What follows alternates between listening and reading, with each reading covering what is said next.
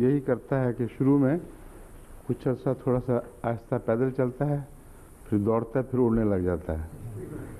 مگر اس رمضان کو تو لگتا ہے کوئی ایکسٹرا چابی مل گئی ہے، بہت زیادہ چابی دے دیتے ہیں نا. اتنا تیز گزرا ہے کہ حیرت ہوتی ہے. سب کا یہ تاثر ہے یا صرف میرا ہی ہے؟ یہی ہے. ہاں عجیب بات ہے. پنجابی وہ بہت تیزی سے کوئی چیز کرے نا کام تو کہتے ہیں گاڑی پہ چڑھنا. یہ محاورہ ہمارے پنجاب میں چلتا ہے. ہاں گڈی پہ چڑھنا. اس کا ترجمہ میں نے کیا نا، گاڑی پہ چڑھنا. میں کہا پنجابی میں محاورہ ہے جو یہ معنی رکھتا ہے. مطلب کسی کا پہلے انفینشڈ بزنس.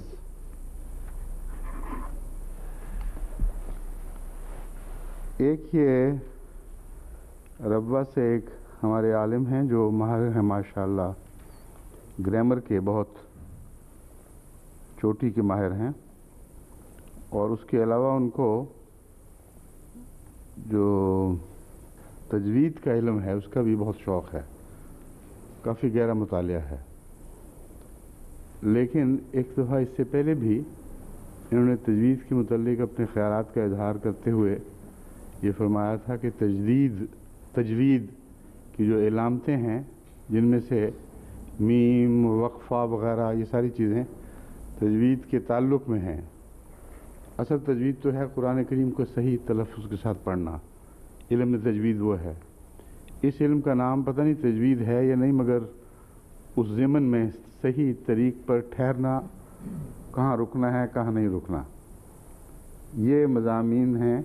تو یہ تجوید مومن صاحب کو پتہ ہوگا نا؟ نہیں. اچھا تجوید آپ بتائیں اس علم کا نام کیا ہے؟ ایک تو تجوید ہے نا جو وسیع علم ہے، جس کا اس بات سے تعلق ہے قرات اسی کی ایک شاخ ہے. اور تجوید کا مطلب ہے کس طرح کن مخارج سے کوئی حرف ادا ہونا چاہیے. اور ایک ہے قرات، اس کے اصول ہیں، وہ تجوید کے تابع ہی ہے دراصل. ایک تیسری بات یہ ہے کہ کہاں وقفہ کرنا ہے کہاں نہیں کرنا. یہ قرات سے تعلق رکھتا ہے یا تجوید سے؟ تجوید سے ہی. اچھا جو بھی علم ہے اس وقت وہ مبحث نہیں ہے. ایک علم یہ ہے کہ کون سی جگہ ٹھہرنا ہے کون سی جگہ نہیں، کہاں جلدی گزرنا ہے کہاں روک کے گزرنا ہے. ان صاحب کو میں نے اس وقت بھی سمجھایا تھا کہ آپ کا یہ خیال غلط ہے کہ تجوید کے یہ اصول حضرت صلی اللہ علیہ وسلم نے بیان فرمائے ہیں. ہرگز ایسا نہیں ہے، بلکہ قرآن کریم میں جو تجوید آپ سمجھتے ہیں کہ رسول اللہ صلی اللہ علیہ وسلم کی ہدایت پر ہوئی ہے، وہ پرانے عرب قرآن کریم کے حوالے سے، سعودی عرب کے اب چھپے ہوئے قرآن کریم کے حوالے سے میں نے ثابت کیا کہ وہ جو ہمارے ملکوں میں رائج ہیں، یہاں لا لا لا لا قل اعوذ برب الناس ملک الناس الہ الناس من شر الوسواس الخناس، اس طرح پڑھنا ایک ہی دم میں، عرب قرآن کریم میں جتنے چھپتے ہیں ان میں نہیں ہے. اور بہت سی ایسی اور مثالیں دی تھیں، مگر وہ ایک شوق ہے بس غالب ہے ان کے اوپر، اور اس پر ان کا خاصا زور ہے. تو بعض دفعہ علم ہی خشکی پیدا کر دیتا ہے. تو لوگوں کو خشکی سے بچنا چاہیے. علم بہت اچھی چیز ہے مگر خشکی اچھی بات نہیں. یہ جو ان کی بات ہے یہ بھی خشکی سے کچھ تعلق رکھتی مجھے معلوم ہوتی ہے. اللہ معافی دے اگر یہ غلط ہے تو، مگر مجھ پر یہی تاثر ہے. وہ کہتے ہیں کہ آپ نے بوریا پڑھا ہے، حالانکہ اوریا پڑھنا چاہیے تھا. ماں بوریا کی بجائے اوریا پڑھنا چاہیے تھا. اب یہ پتہ نہیں انہوں نے کہاں سے نکالا ہے. وارا یواری یہ ہے اس کا اصل. اور جب بوریا پڑھتے ہیں تو اس لیے کہ آگے واو حذف ہوتی ہے. اصل میں وارا یواری سے ووریا بنے گا، وارا سے ماضی بنے گا ووریا، اور واو حذف ہو جاتی ہے، بیچ کی گر جاتی ہے. تو اس کی علامت کے لیے الٹی پیش ڈالی جاتی ہے واو کے اوپر، جس کا مطلب یہ ہے کہ آگے ایک واو حذف ہے. اور یہ مراد نہیں ہوا کرتی کہ اس کو اوریا پڑھا جائے. چنانچہ میں نے پھر ان کے کہنے پر عرب ممالک میں چھپے ہوئے قرآن کریم 3 دیکھے ہیں، ان سب میں واو کے اوپر سیدھی پیش ڈالی ہوئی ہے، الٹی بھی نہیں، لیکن درمیان میں چھوٹی سی واو ڈال کر یہ بتایا ہے کہ یہ واو پڑھنا نہیں، تلفظ وریا ہی ہے، لیکن یہ بیچ کی واو نہیں پڑھی جائے گی۔ تو یہ کوئی ایسا مسئلہ نہیں کہ جس میں اس کو مباحثہ بنایا جائے۔ میرے نزدیک وریا درست ہے اور میں یہی پڑھتا ہوں، اور مادہ بھی وارا سے ہے، اس لیے وریا پڑھنا ناجائز نہیں، نہ معنوں میں تبدیلی پیدا کرتا ہے، نہ اس کے خلاف کوئی قطعی دلیل وہ پیش کر سکتے ہیں۔ یہاں جو علماء ہیں ان سے جب میں نے گفتگو کی تو مومن صاحب وغیرہ قطعی طور پر اس بات کے قائل ہیں کہ وریا ہی پڑھنا چاہیے، اوریا نہیں پڑھنا چاہیے، کیونکہ یہ ایک اس قسم کا مسئلہ ہے جس میں کچھ اختلاف ہو گیا، اس لیے ان کا نام بتانا مناسب نہیں۔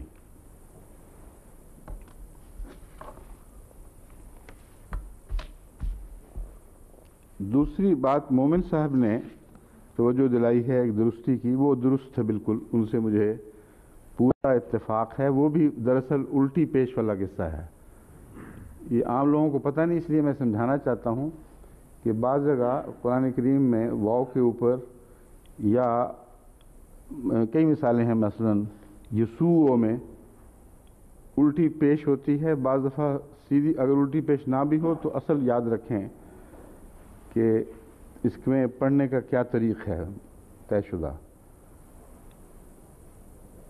سب جگہ میں نے چیک نہیں کیا، اس لیے میں شک کا اظہار کر رہا ہوں کہ شاید کہیں نہ ہو، مگر جو مثالیں میرے سامنے ہیں ان میں قرآن کریم میں یسوع کے اوپر الٹی پیش ہے۔ وہ کہتے ہیں، ہم نے مومن صاحب کہتے ہیں کہ میں نے سمجھا کہ آپ نے شاید یسوع پڑھا ہے، اور جب درستی کی تھی اس وقت بھی یسوع ہی پڑھا تھا، لیکن چونکہ الٹی پیش یہ ظاہر کر رہی ہے کہ واو حذف ہوئی ہے، اس لیے یسوع کی بجائے یسوع پڑھنا چاہیے تھا، واو حذف نہیں۔ وہ یہ کہتے ہیں یہ اگلا مسئلہ ہے، واو حذف نہیں ہوئی بلکہ نون حذف ہوا ہے، اصل میں نون مضارعہ کا ہے، یہ بات ان کی بالکل درست ہے۔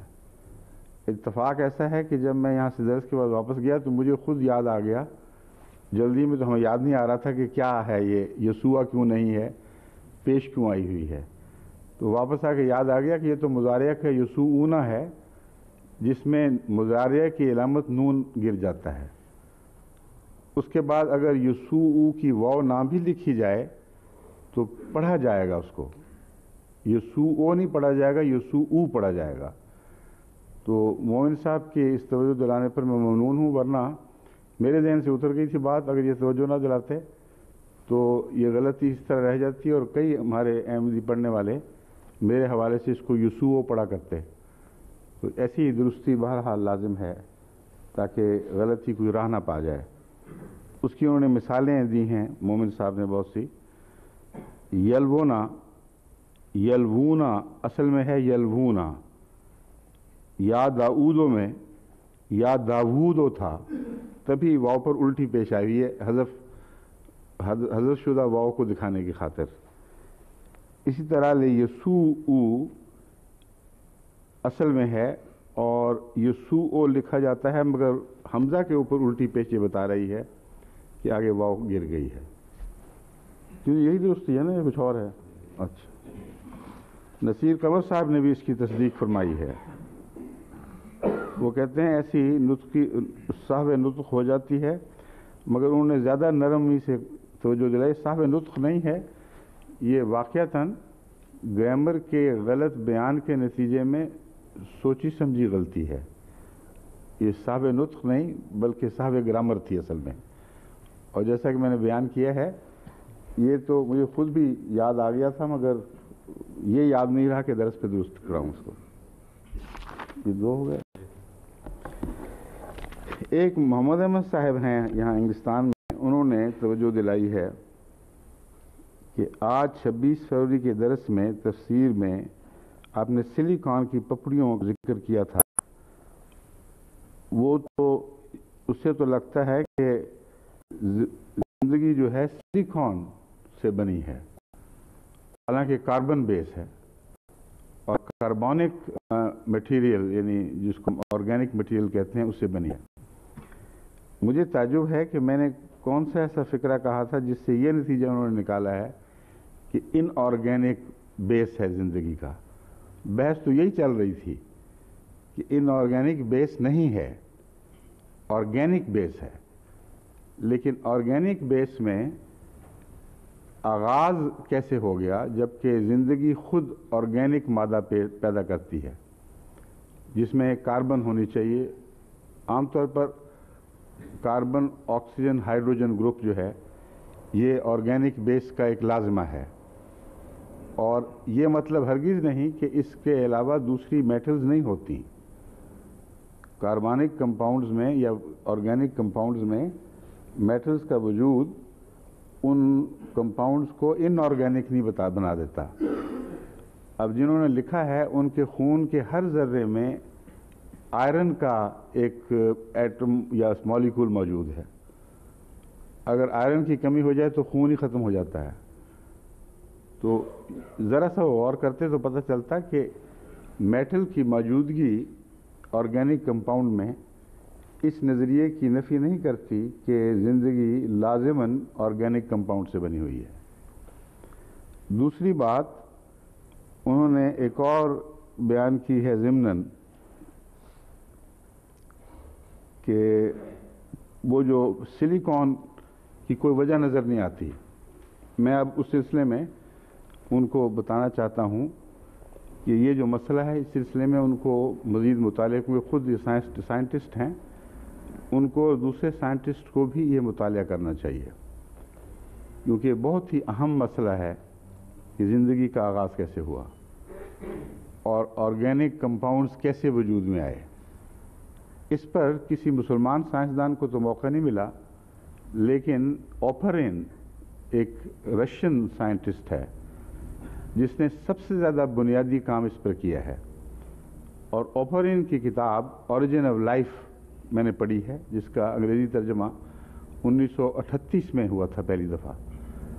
وہ پہلا تو نہیں مگر میرے ہاتھ ایک اس کے بعد کا ترجمہ آیا اور بہت شوق سے میں نے پڑھا. ایک تو اس میں یہ خوبی ہے کہ اس طرح مضامین بیان کرتا ہے کہ لے مین بھی اس کو سمجھ جاتا ہے، اور دوسرے دہریہ ہونے کے باوجود بظاہر یہی لگتا ہے کہ وہ دہریہ ہے.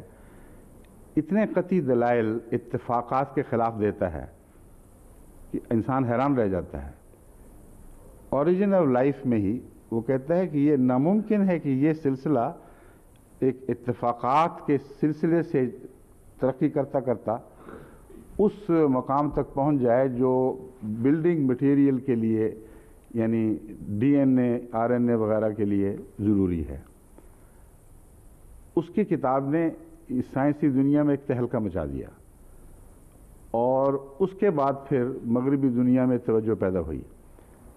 مگر انگریز یہ کہتے ہیں کہ ہالڈین 1929 میں اسی مضمون پر انہی خطوط پر اپنی آزاد تحقیق کر چکا تھا اور 1929 میں اس کی تحقیق شائع ہو گئی تھی.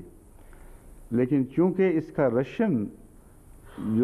اس کی رشن تحقیق ہے وہ پہلے سے آ چکی تھی، اس لیے وہ یہ نہیں کہہ سکتے کہ وہ پہلے ہے اور یہ بعد میں ہے.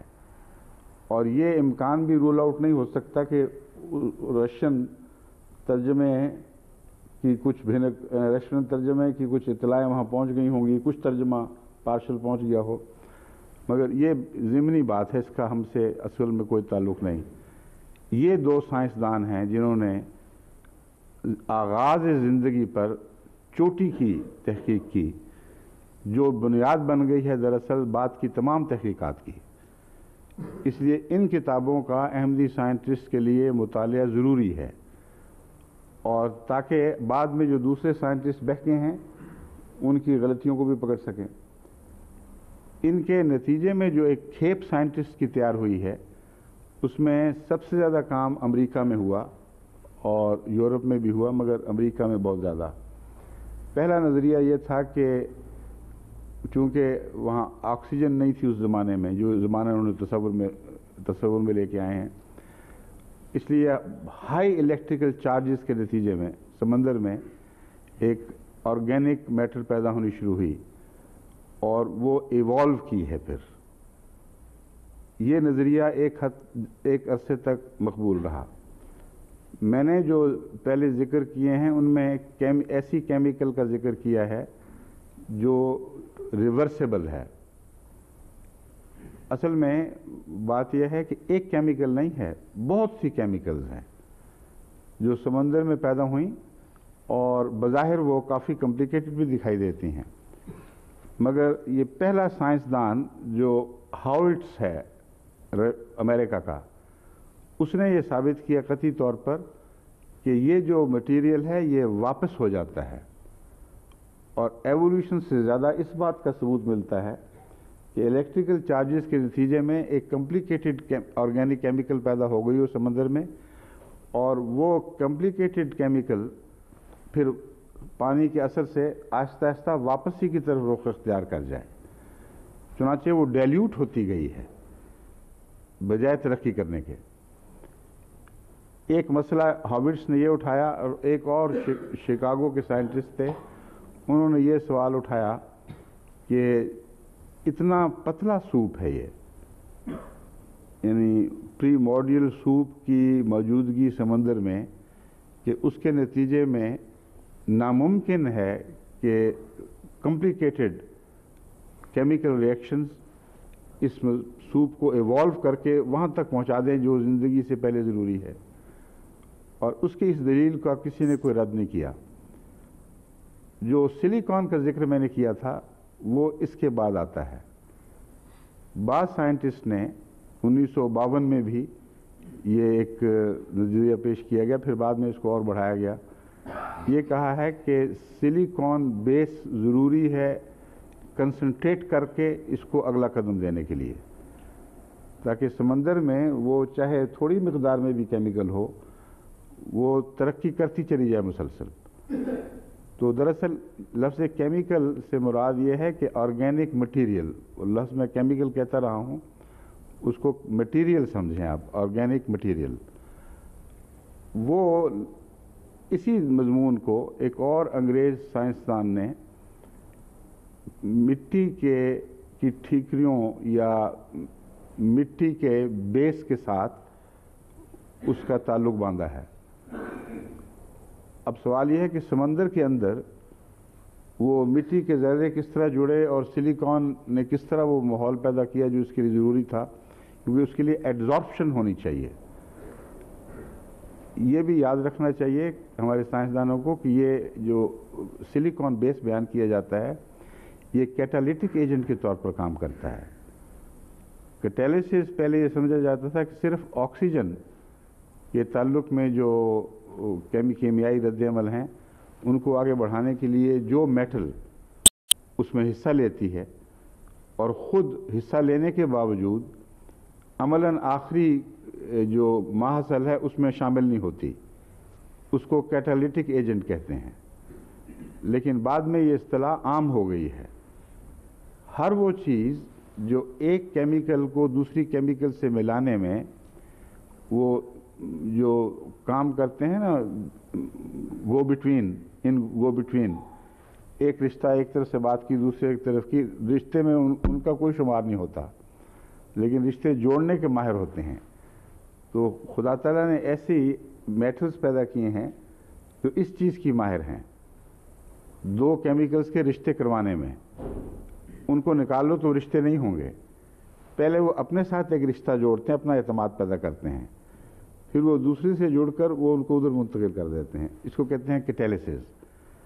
تو یہ جو مضمون ہے سلیکان کا، ویسے بھی وہ یہ مراد نہیں تھی کہ وہ سلیکان بیس پر زندگی بن گئی، بلکہ سلیکان نے، میں نے ایڈزارپشن کا ذکر بھی کیا تھا، ایسی ٹھیکریاں جن میں سلیکان کی مقدار زیادہ تھی لیکن کلے لازماً موجود تھی، ایسی ٹھیکریوں کی سرفس کے اوپر جو تیز دھوپ میں رد عمل ہوا ہے اس کو سرفس رد عمل کو ایڈزارپشن کہتے ہیں. چنانچہ بہت سی آپ کو گیس کی جو آپ گولیاں کھاتے ہیں وہ جسم آپ کے تیزاب سے کوئی کیمیکل رد عمل نہیں دکھاتی، بلکہ ان میں آپ کے زائد تیزاب کی ایڈزارپشن ہوتی ہے، یعنی کیمیکل رد عمل نہیں ہوتا۔ یہ بھی کیمیکل رد عمل کے طور پر یہ ٹھیکریاں کام نہیں کرتی تھیں، بلکہ ایڈزارپشن کے طور پر ایک قسم کا کیٹالیٹک ایجنٹ بن کر نئی تبدیلیاں پیدا کرنے لگیں۔ یہ ہے عمومی بحث اس کی۔ جو معین میں نے بات کی تھی اس کا حوالہ مجھے ابھی تک ملا نہیں، ہم تلاش کر رہے ہیں۔ اسی مضمون پر ایک رسالے میں تحقیق شائع ہوئی تھی کہ سلیکون والا جو تھیوری ہے، جو بجنے والی کھنکنے والی مٹی، وہ نہ صرف یہ کہ اب سائنسدانوں کے نزدیک تقریباً ثابت شدہ ہے، بلکہ آسٹریلیا میں ایک جگہ وہ ہم نے معلوم کی ہے جہاں قرائن بتا رہے ہیں کہ یہ وہ جگہ ہے جہاں سے پہلی زندگی کی کیمیا کا آغاز ہوا ہوگا، یعنی وہ کیمیا جو پھر ایوالو کر کے آگے بڑھی ہے۔ اب اس ضمن میں میاں انس احمد صاحب علیہ سوال کا جواب مزید یہ دیتا ہوں کہ قرآن کریم نے جو یہ فرمایا ہے کہ ہمہ مسنون سے وہ ٹھیکری بنائی گئی، یہ ایک بہت ہی لطیف بات یہ ہے جس کو مد نظر رکھنا چاہیے کہ زندگی کا وہ مادہ، یعنی زندگی پیدا کرنے کی کیمیا کا وہ مادہ جو سمندر میں بنا تھا، وہ اس لیے ترقی نہیں کر سکتا تھا کہ بہت ہی پتلا تھا، اتنا معمولی جز تھا کہ اس سے آگے بڑھ نہیں سکتا تھا، اور اس کا اکٹھا ہو کر کنسنٹریٹ ہونا ضروری تھا۔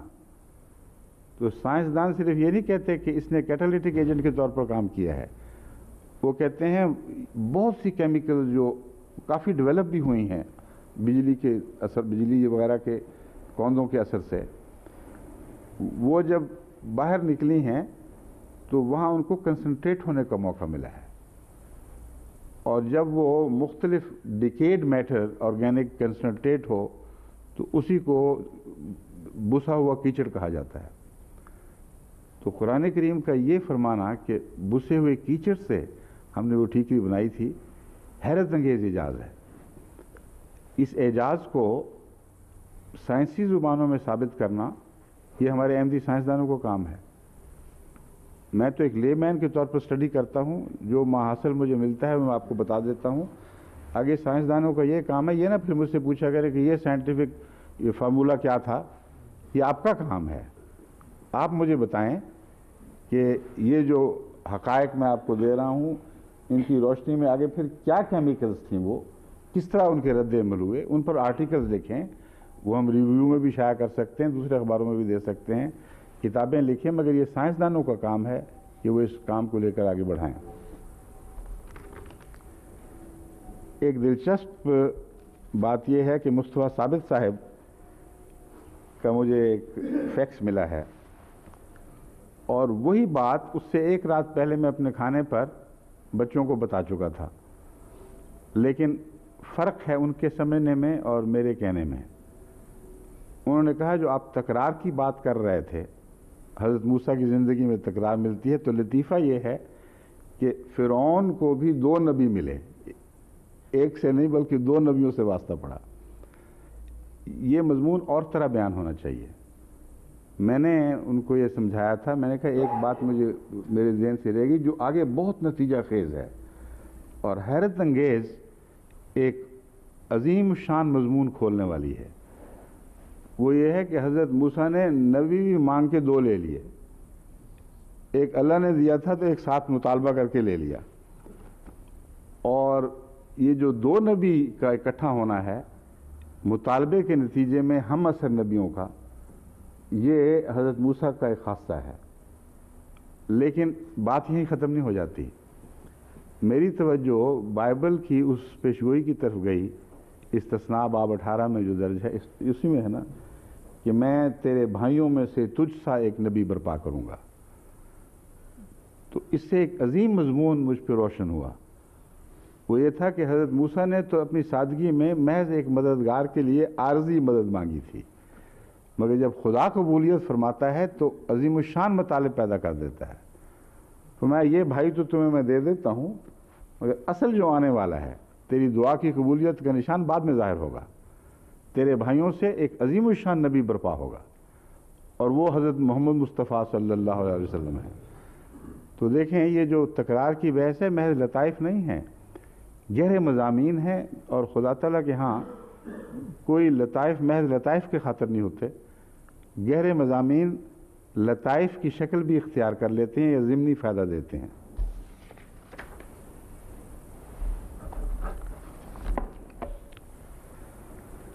اعوذ باللہ من الشیطان الرجیم، بسم اللہ الرحمن الرحیم، ربنا وآتنا ما وعدتنا علی رسلک ولا تخزنا یوم القیامہ انک لا تخلف المیعاد۔ اے ہمارے رب، اور ہمیں دے جو تو نے وعدہ فرمایا اپنے رسولوں کے ہاتھوں، رسولوں پر وعدہ فرمایا یعنی رسولوں کے ذریعے ہم سے وعدہ کیا، ہمارے متعلق وعدہ فرمایا۔ ما وعدتنا، وعدہ ہم سے کیا، روشن کس پہ کیا وہ وعدہ؟ رسولوں پر، یعنی سابق میں جو رسول گزرے ہیں ان کی زبانی تو نے ہمارے لیے یہ پیغام بھیجا ہے، ایک وہ وعدہ پورا ہو جائے، اس میں کوئی کمی نہیں ہونی چاہیے، یہ دعا ہے، ورنہ ہم قیامت کے دن ذلیل اور رسوا ہو جائیں گے۔ انک لا تخلف المیعاد، یقیناً تو وعدے ضرور پورے کیا کرتا ہے۔ اس طرز کلام نے کچھ سوال اٹھا دیے ہیں جن کا مفسرین نے مختلف رنگ میں جواب دیا ہے۔ سب سے پہلے تو تخلف المیعاد کا مضمون ہے۔ اس میں خلف کس کو کہتے ہیں؟ پیچھے کو بھی کہتے ہیں اور ردی چیز کو بھی خلف کہتے ہیں۔ تو کسی خلف من بعدہم خلف، جیسے قرآن شریف میں آتا ہے، انہوں نے اس کے بعد ایسے لوگ پیچھے چھوڑے جو نکمے اور بیکار تھے، مگر یہاں لفظ خلف پیچھے آنے والوں کے معنوں میں ہے صرف۔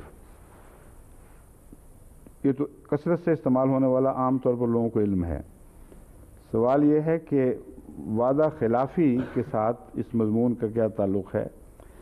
ایک تو یہ کہ جو شخص وعدہ توڑ دے وہ ردی حالت میں ہوتا ہے، ایسا شخص اعلیٰ اقدار کے انسانوں میں شمار ہونے کا اہل نہیں ہوتا۔ اور دوسرا، وعدے کو ٹالنا بھی دراصل وعدہ خلافی ہوتی ہے، بے وجہ اس کو پیچھے پھینکتا چلا جائے آدمی، تو بالآخر وہ پورا ہو یا نہ ہو مگر وہ بھی دراصل وعدہ خلافی ہے۔ اگر ایک انسان وعدہ پورا کرنے کی اہلیت حاصل کر لے تو پھر مزید تاخیر نہیں ہونی چاہیے۔ مگر یہ خلف کی جو بحث ہے یہ محض اس کی اندر جو کنو ہے، جو وعدہ خلافی کے لفظ کے اندر فلسفہ ہے، اس کی خاطر علماء نے چھیڑی ہے۔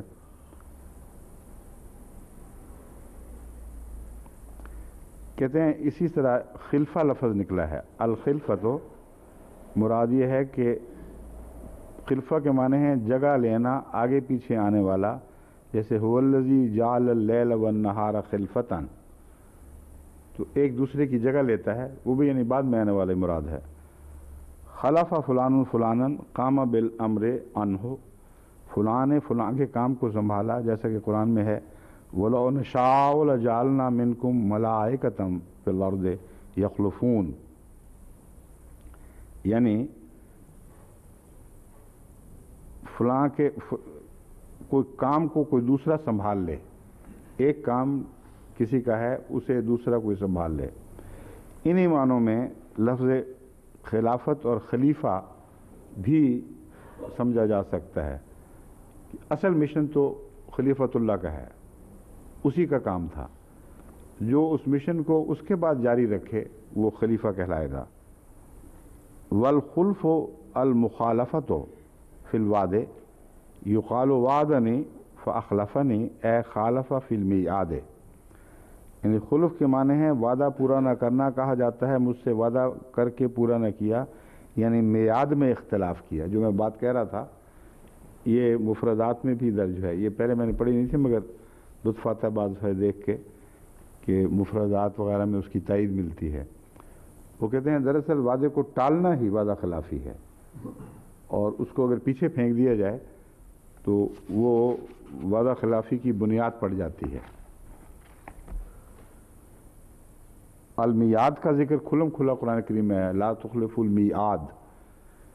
الوعد یکون فی الخیر والشر، وعدہ کا لفظ خیر اور شر دونوں کے لیے استعمال ہوا ہے۔ والوعید فی الشر خاصہ، اور وعید کا لفظ محض نقصان والے پہلو سے تعلق رکھتا ہے، جس میں کسی شخص کو دھمکی دی جائے، اس کو متنبع کیا جائے، عواقب سے باخبر کیا جائے، سزا کے متعلق متنبع کیا جائے کہ اگر یہ کام نہیں کرو گے تو سزا ملے گی۔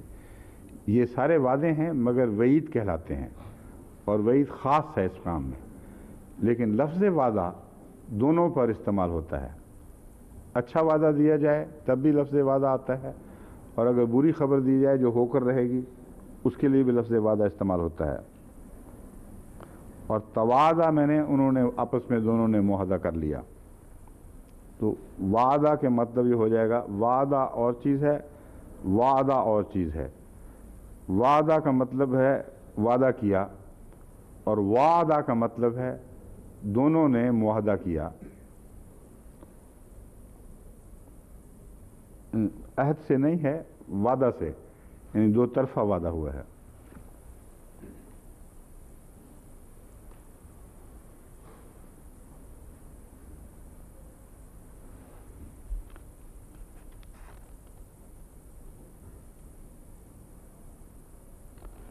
اس میعاد کے معنوں میں حضرت امام راغب فرماتے ہیں قال اللہ فجل بیننا و بینک موعدا قل لکم میعاد یوم۔ تو یہاں وعدہ کا صرف مفہوم نہیں ہے بلکہ مدت معینہ کا ذکر ہے کہ ہمارے درمیان ایک وقت مقرر طے ہو گیا ہے۔ ان معنوں میں قرآن کریم لفظ میعاد کو استعمال کرتا ہے۔ اب حضرت امام راضی یہ سوال اٹھا رہے ہیں الخلف فی وعد اللہ محال فکیف طلبوا بالدعاء ما علموا انہ لا محالۃ واقع۔ کہتے ہیں اللہ تعالیٰ کی طرف سے تو وعدہ خلافی کا کوئی سوال ہی پیدا نہیں ہوتا، پھر دعا یہ کیوں سکھا دی کہ اے خدا وعدہ خلافی نہ کرنا، جبکہ مومن جب یہ دعا کرتے ہیں تو ان کو پتہ ہے کہ ہو ہی نہیں سکتی وعدہ خلافی، تو یہ کیا وجہ ہے؟ اس کی جو توجیحات انہوں نے پیش کی ہیں چند صورتوں میں وہ یہ ہیں، دعا سے مراد فعل کی طلب نہیں بلکہ عبودیت، انکساری، خشوع و خضوع، یعنی دعا اس لیے نہیں ہے کہ وعدہ پورا کرنا، بلکہ وعدہ پورا کرنے کے دوران جو مسلمانوں پر نیک عمل جو ان کو کرنے چاہیے وعدہ کے مستحق بننے کے لیے، دراصل اس کی دعا ہے۔ اس کو اس طرح تو وہ نہیں جوڑتے اس کے ساتھ، مگر محض عبودیت، خشوع اور خضوع، جب خدا سے دعائیں کریں گے تو دعا میں جو مفہوم ہے عاجزی، گرنے کا، اس سے طبیعت میں انکساری بھی پیدا ہوتی ہے، خدا کا خوف پیدا ہوتا ہے، عاجزی بڑھتی ہے۔ تو دعا صرف اپنے نفس کی حالت کو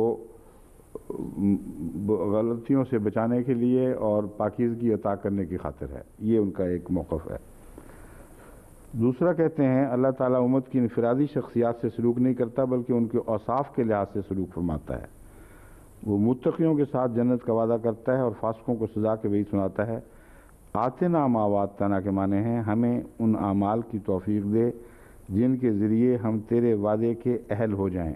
یہ جو پہلا میں نے کہا تھا وہ اب ہی آیا ہے، یہ مراد ہے ہمیں ایسے اعمال کی توفیق بخش جن کے ذریعے ہم تیرے وعدے کے اہل ہو جائیں۔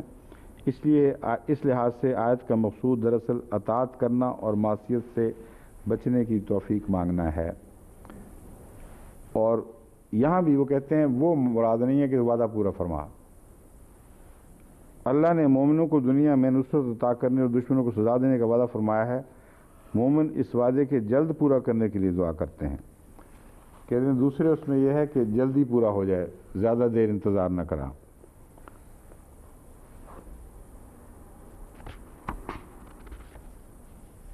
اور کوئی اس مضمون پہ قابل ذکر بات ہے تو بتاتا ہوں۔ ربنا کی بحث ہے. ربنا جو لفظ ہے یہ اپنی ذات میں ہی ایک مکمل دعا ہے، اور بعض بزرگوں نے یہ بھی لکھا ہوا ہے کہ اگر 5 دفعہ خالی ربنا کہہ دو تو ساری مشکلات حل ہو جاتی ہیں. یہ ٹوٹکے ہیں. دراصل ربنا اپنی ذات میں مکمل دعا یہ درست ہے. چنانچہ جب ہم سمع اللہ لمن حمدہ کا جواب دیتے ہیں تو دعا یہ کرتے ہیں ربنا ولک الحمد. واو کیسی آگے بیچ میں؟ اگر واو نہ ہوتی تو یہ مطلب تھا اے ہمارے رب تیری ہی لی ہے یہ ساری حمد ہے، کامل حمد، مکمل، بہترین، اصل، سب ہم تیرے لیے ہے. لیکن واو نے تعلق توڑ دیا ربنا کا بعد کے فقرے سے. تو اس کی اصل وجہ یہ ہے کہ ربنا دراصل میں مکمل دعا ہے. بہت بچپن کی بات ہے، جب میں اسکول میں پڑھتا تھا ایک دفعہ حضرت میاں بشیر احمد صاحب رضی اللہ تعالیٰ عنہ سے میں نے یہ سوال کیا تھا. میں نے کہا پڑھتے تو ہیں مگر مجھے سمجھ نہیں آتی کہ واو بیچ میں کیوں آ گئی ہے. تو پہلی دفعہ انہوں نے مجھے یہ نقطہ سمجھایا تھا کہ ربنا مکمل دعا ہے، اور جب ہم کہتے ہیں اے ہمارے رب تو رب کی صفات جو ہیں وہ از خود اس پکارنے والے کے لیے جلوہ گر ہو جاتی ہیں، اس پر یہ صفات رحمت برسانے لگتی ہیں.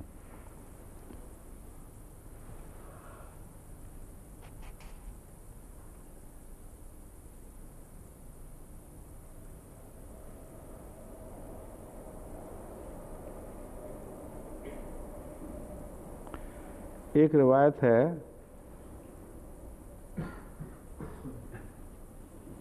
جس میں یہ ذکر ہے نا کہ ان آیات کی تلاوت رسول اللہ صلی اللہ علیہ وسلم فرماتے تھے، تو کہتے ہیں حسن کہتے تھے کہ وہ رسول اکرم صلی اللہ علیہ وسلم ایک دفعہ صرف ربنا ہی پڑھتے رہے، مسلسل ربنا ربنا کی تکرار کرتے رہے.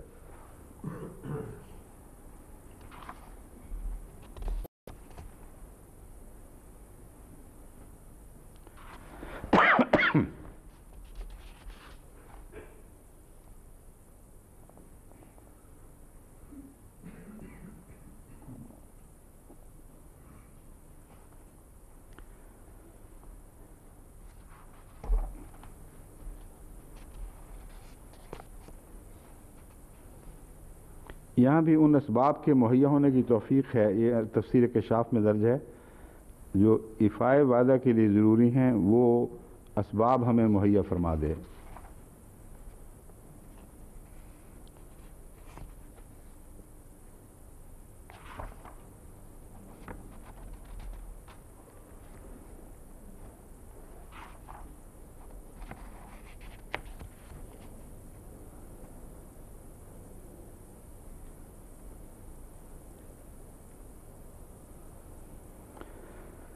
دوسرے حضرت مسلم موعود نے بھی نوٹس میں یہ لکھا ہے کہ دوسری شک جو نکلتی تھی اس کی تردید انک لا تخلف المیعاد نے کر دی.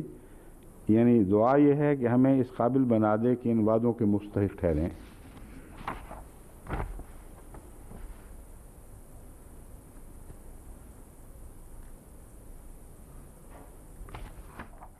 اچھا، اب واپس اس آیت کی طرف آتے ہیں. ربنا و آتنا ما وعدتنا علی رسلک کہ آیت پر غور سے تعلق میں اس سے پہلی آیت کہاں ہے؟ ہاں، اس سے پہلی آیت کو ذہن نشین رکھنا چاہیے. ربنا انک من تدخل النار فقد اخزیتہ وما للظالمین من انصار. پہلی آیت اس سے ہے 194، یہ 195 ہے. ربنا اننا سمعنا منادیا ینادی للایمان ان آمنوا بربکم فآمنا ربنا فاغفر لنا ذنوبنا وکفر عنا سیئاتنا وتوفنا مع الابرار. اس دعا سے ایک بات تو قطعی طور پر ثابت ہو گئی کہ اگر یہ دعا مقبول ہو جائے تو جو لوگ یہ دعا مانگ رہے ہیں وہ ابرار کے ساتھ وفات پائیں گے. جب ان کی ابرار کے ساتھ وفات ہو گئی تو پھر کون سی فکر باقی ہے جو ان وعدوں کے پورا کرنے کا ذکر ہے؟ یہ بحث ہے اصل. دراصل وہ وعدے جو ہیں وہ ترقی اسلام کے اور غلبہ اسلام کے وعدے ہیں، اور اولین خواہ خود نیکی کی حالت میں بھی وفات پا جائیں ان کو چین نہیں آ سکتا جب تک یہ یقین نہ ہو کہ بعد میں آنے والوں نے جو کام کرنے ہیں اور ان کے نتیجے میں غلبہ اسلام ہوگا وہ بھی ہو جائے گا کہ نہیں ہوگا، کہیں وہ لوگ کمزوریاں نہ دکھا دیں۔ تو یہ دعا دراصل آنے والوں کے لیے ہے۔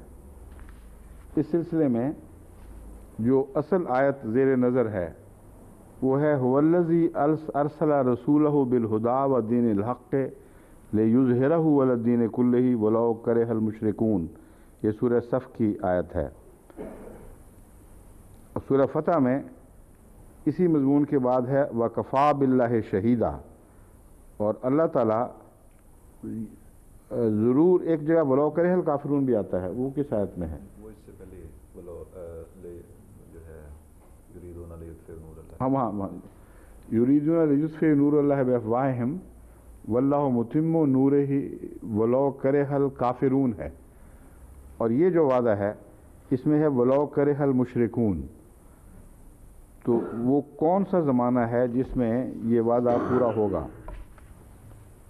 اس آیت کے متعلق تفسیر ابن جریر، یہ ہے تو وہی وعدہ غلبہ اسلام کا جو گزشتہ انبیاء کے ذریعے حضرت محمد رسول اللہ صلی اللہ علیہ وآلہ وسلم کے آخری غلبے کی خوشخبری کے طور پر ملتا رہا، اور گزشتہ تمام انبیاء کو اللہ تعالیٰ نے آخری لڑائی میں شیطان کے مقابل پر جس غلبے کی خوشخبری دی تھی وہ حضرت محمد رسول اللہ صلی اللہ علیہ وسلم کے ہاتھوں آپ کے دین کے غلبے کی صورت میں ہونا تھا۔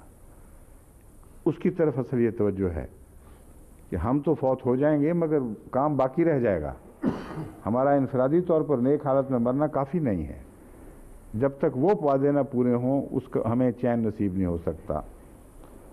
یہ وعدے کب پورے ہوں گے؟ اس کے متعلق تفسیر ابن جریر میں زیر آیت لکھا ہے، اسی آیت کے نیچے ھذا عند خروج المہدی، اسلام کا یہ غلبہ تمام ادیان پر امام مہدی کے زمانے میں ہوگا۔ بہار الانوار میں جو شیعوں کی حدیث کی کتاب ہے لکھا ہے فنزلت فی القائم من آل محمد، حضرت امام مہدی کو وہ امام قائم بھی کہتے ہیں، تو مراد وہی ہے دراصل کہ وہ آل محمد سے جو قائم پیدا ہوگا اس کے زمانے میں یہ خدا کا وعدہ پورا ہوگا۔ شیعہ اصحاب کی ایک اور معتبر کتاب ہے غایۃ المقصود، اس کی جلد 2 صفحہ 123 میں لکھا ہے مراد از رسول دریں جا امام مہدی معود است، وہ یہ کہتے ہیں کہ یہاں رسول سے مراد ہی امام مہدی ہے۔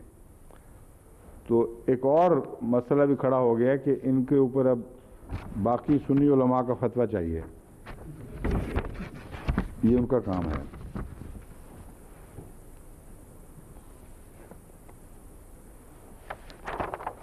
بس حقیقت یہی ہے کہ چونکہ رسول اکرم صلی اللہ علیہ وسلم کے اولین دور میں غلبہ اسلام ان معنوں میں نہیں ہوا جن معنوں میں قطعی خوشخبری دی گئی تھی، اس لیے یہ حوالے ہوں یا نہ ہوں، خدا تعالیٰ کی تقدیر کی واقعاتی شہادت اس کے سوا کوئی نتیجہ نکالنے پر کی گنجائش ہی نہیں رکھتی، کہ چونکہ وعدہ ضرور پورا ہونا ہے اس لیے پہلے زمانے میں اگر نہیں ہوا تو اس کا زمانہ بعد کا مقدر ہے، اور بعد کے زمانے میں وہ کون شخص ہو سکتا ہے جس کے زمانے میں ہو سوائے عیسیٰ علیہ السلام کے نزول اور مہدی کے زمانے کے کوئی تیسرا زمانہ متصور ہی نہیں ہو سکتا، کیونکہ فیض عوج آ جاتا ہے، اندھیروں کی راتیں آ جاتی ہیں، اسلام ترقی کرتے کرتے رک جاتا ہے، پھر مسلمانوں کا قدم تنزل کی طرف جاتا ہے، اسلام وہیں کھڑا رہ جاتا ہے۔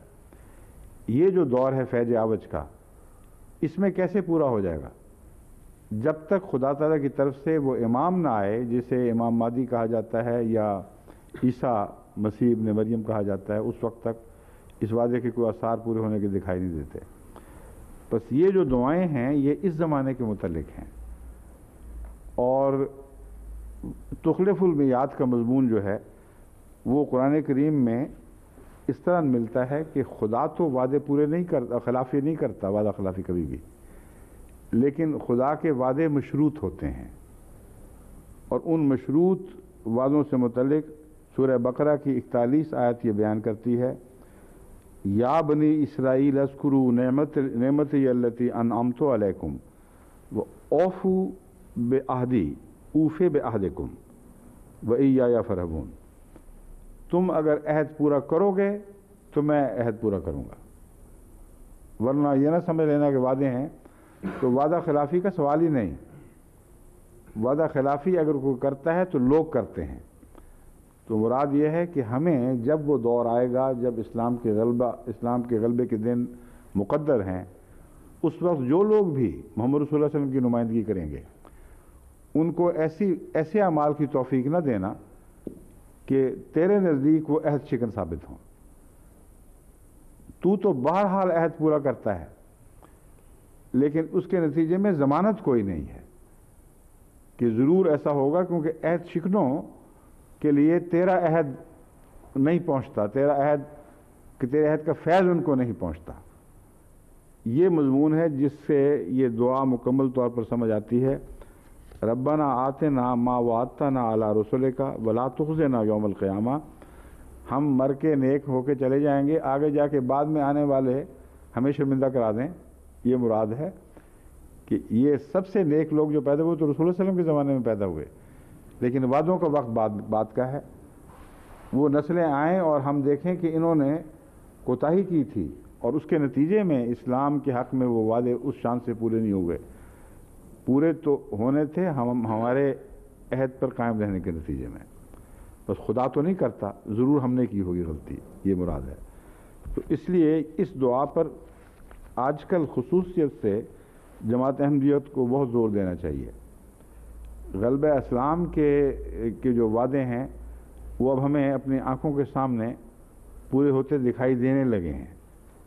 جس طرح اللہ تعالیٰ کے فضل نازل ہو رہے ہیں تمام دنیا پر، اسلام کی طرف توجہ ہو رہی ہے، جماعت احمدیہ کو غیر معمولی خدمت کی توفیق مل رہی ہے. تمام مسلمان مل کر اتنے غیر مسلموں کو اس مسلمان نہیں بنا سکتے جتنے جماعت احمدیہ کی چھوٹی سی جماعت بناتی ہے، ان سے کئی گنا، 20 گنا زیادہ بنا رہی ہے. تو جن کے کندھوں پر یہ ذمہ داری ڈالی گئی ہے، خدا نے وعدہ پورا کرنے کا آغاز فرما کر بتا دیا کہ اللہ کی نظر میں اس وقت تک تو خدا کے فضل کے ساتھ جماعت احمدیہ عہدوں کو پورا کرنے والی ہے. اگر عہد شکن ہوتی تو یہ جو غلبہ اسلام کے آثار ہمارے ہاتھوں سے ظاہر ہو رہے ہیں یہ کبھی نہ ہوتے. بس یہ خوشخبری ہے بہت بڑی، جہاں تنبیہ ہے وہاں خوشخبری بھی ہے. اگر ہم نیکیوں کی حفاظت کر کے اسی طرح آگے بڑھتے رہیں اور اس دعا کو خصوصیت سے یاد رکھیں تو انشاءاللہ تعالی غلبے کی رفتار تیز سے تیز تر ہوتی چلی جائے گی. اور قیامت کے وعدوں پر نہیں بیٹھیں گے، یہ نہیں کہیں گے کہ تیرے وعدوں پر جیے ہم، بلکہ وعدوں کی جو خوشخبریاں پوری ہوں گی ان پر جئیں گے ہم، وہ ہماری زندگی کا سامان بن جائیں گے. بس اس لحاظ سے اس دعا کو خاص تعلق ہے جماعت احمدیہ سے، اور یہی وجہ ہے کہ گزشتہ خلفاء اپنی نمازوں میں، اپنی دعاؤں میں ہمیشہ اس کو خصوصیت سے پڑھتے رہے ہیں.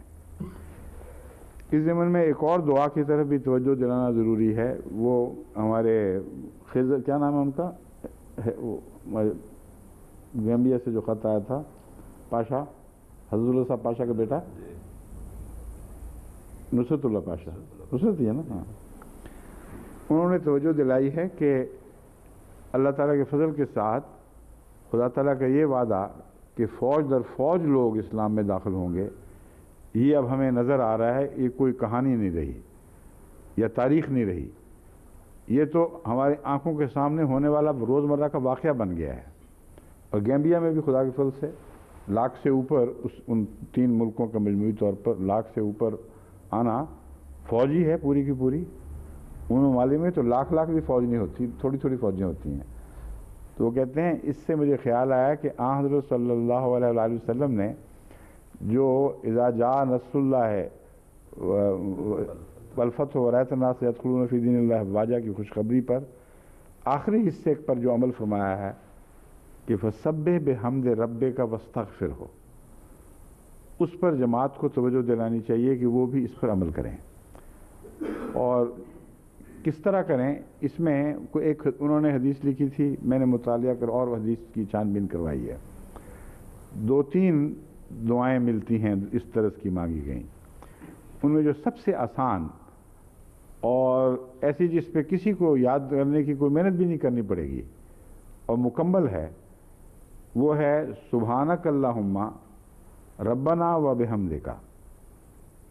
سبحانک اللہم و بحمدک تو پڑھتے ہی ہیں سارے نماز میں، تو نماز کے پہلا آغاز ہی اس سے ہوتا ہے. اس لیے یہ دعا جو ہے بڑی آسان ہے اور یاد رکھنے کے قابل ہے. رسول اکرم صلی اللہ علیہ وآلہ وسلم اس کو رکوع میں بھی پڑھا کرتے تھے اور سجدے میں بھی. اب یہ وجہ کیا ہے، رکوع اور سجدے کو کیوں چنا گیا؟ یہ صاف پتہ چلتا ہے، یہ حدیث کی اوپر بھی گواہی ہے کہ سچی حدیث ہے، کیونکہ یہ 2 مقامات ہیں جہاں سبحان کی تعلیم ہے. سبحان رب العظیم، سبحان رب العظیم، سبحان رب العظیم، اور سجدے میں ہے سبحان رب الاعلیٰ، سبحان رب الاعلیٰ، سبحان رب الاعلیٰ. تو سبحان کے مضمون کو نماز میں وہاں باندھا حضرت محمد صلی اللہ علیہ وسلم نے جہاں ہمیں سکھایا گیا ہے. ہر رکعت میں یہی کرتے ہیں. تو پہلی رکعت کا آغاز سے سبحان کو پکڑا ہے اور یہاں اس کو پڑھا ہے اس اضافے کے ساتھ استغفر اللہ ربی، سبحانک اللہم ربنا و بحمدک استغفر اللہ ربی. بخاری میں اللہم اغفر لی، اللہم اغفر، اچھا استغفر اللہ کی بجائے اللہم اغفر لی، ٹھیک ہے. بخاری کی جو حدیث جس سے ہم نے لیا تھا اس میں استغفر اللہ ربی کی بجائے اللہم اغفر لی ہے. تو یہ دعا ہے مکمل، سبحانک اللہم ربنا و بحمدک اللہم اغفر لی، اے میرے اللہ مجھے بخش دے. تو یہ یاد رکھنا کچھ مشکل نہیں، اس کو اپنا دستور بنا لیں اور رکوع میں اور سجدوں میں اس دعا کو یاد رکھا کریں. پھر جو ہے نا لا تخلف المیعاد والی بات وہ زیادہ قریب، اور بھی زیادہ ہمارے قریب آ جائے گی انشاءاللہ. اس میں ابھی رہتا ہے نہیں.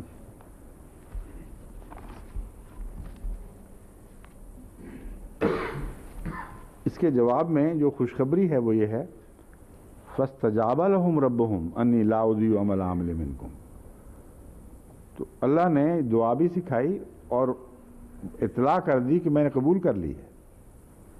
تو ان لوگوں کے حق میں یہ دعا قبول ہو گئی، لیکن دعا قبول ہونے اس لیے قبول ہوئی ان لوگوں کے حق میں کہ وہ کام کرتے تھے جو بندوں پر ان کے عہد کے طور پر لازم تھے.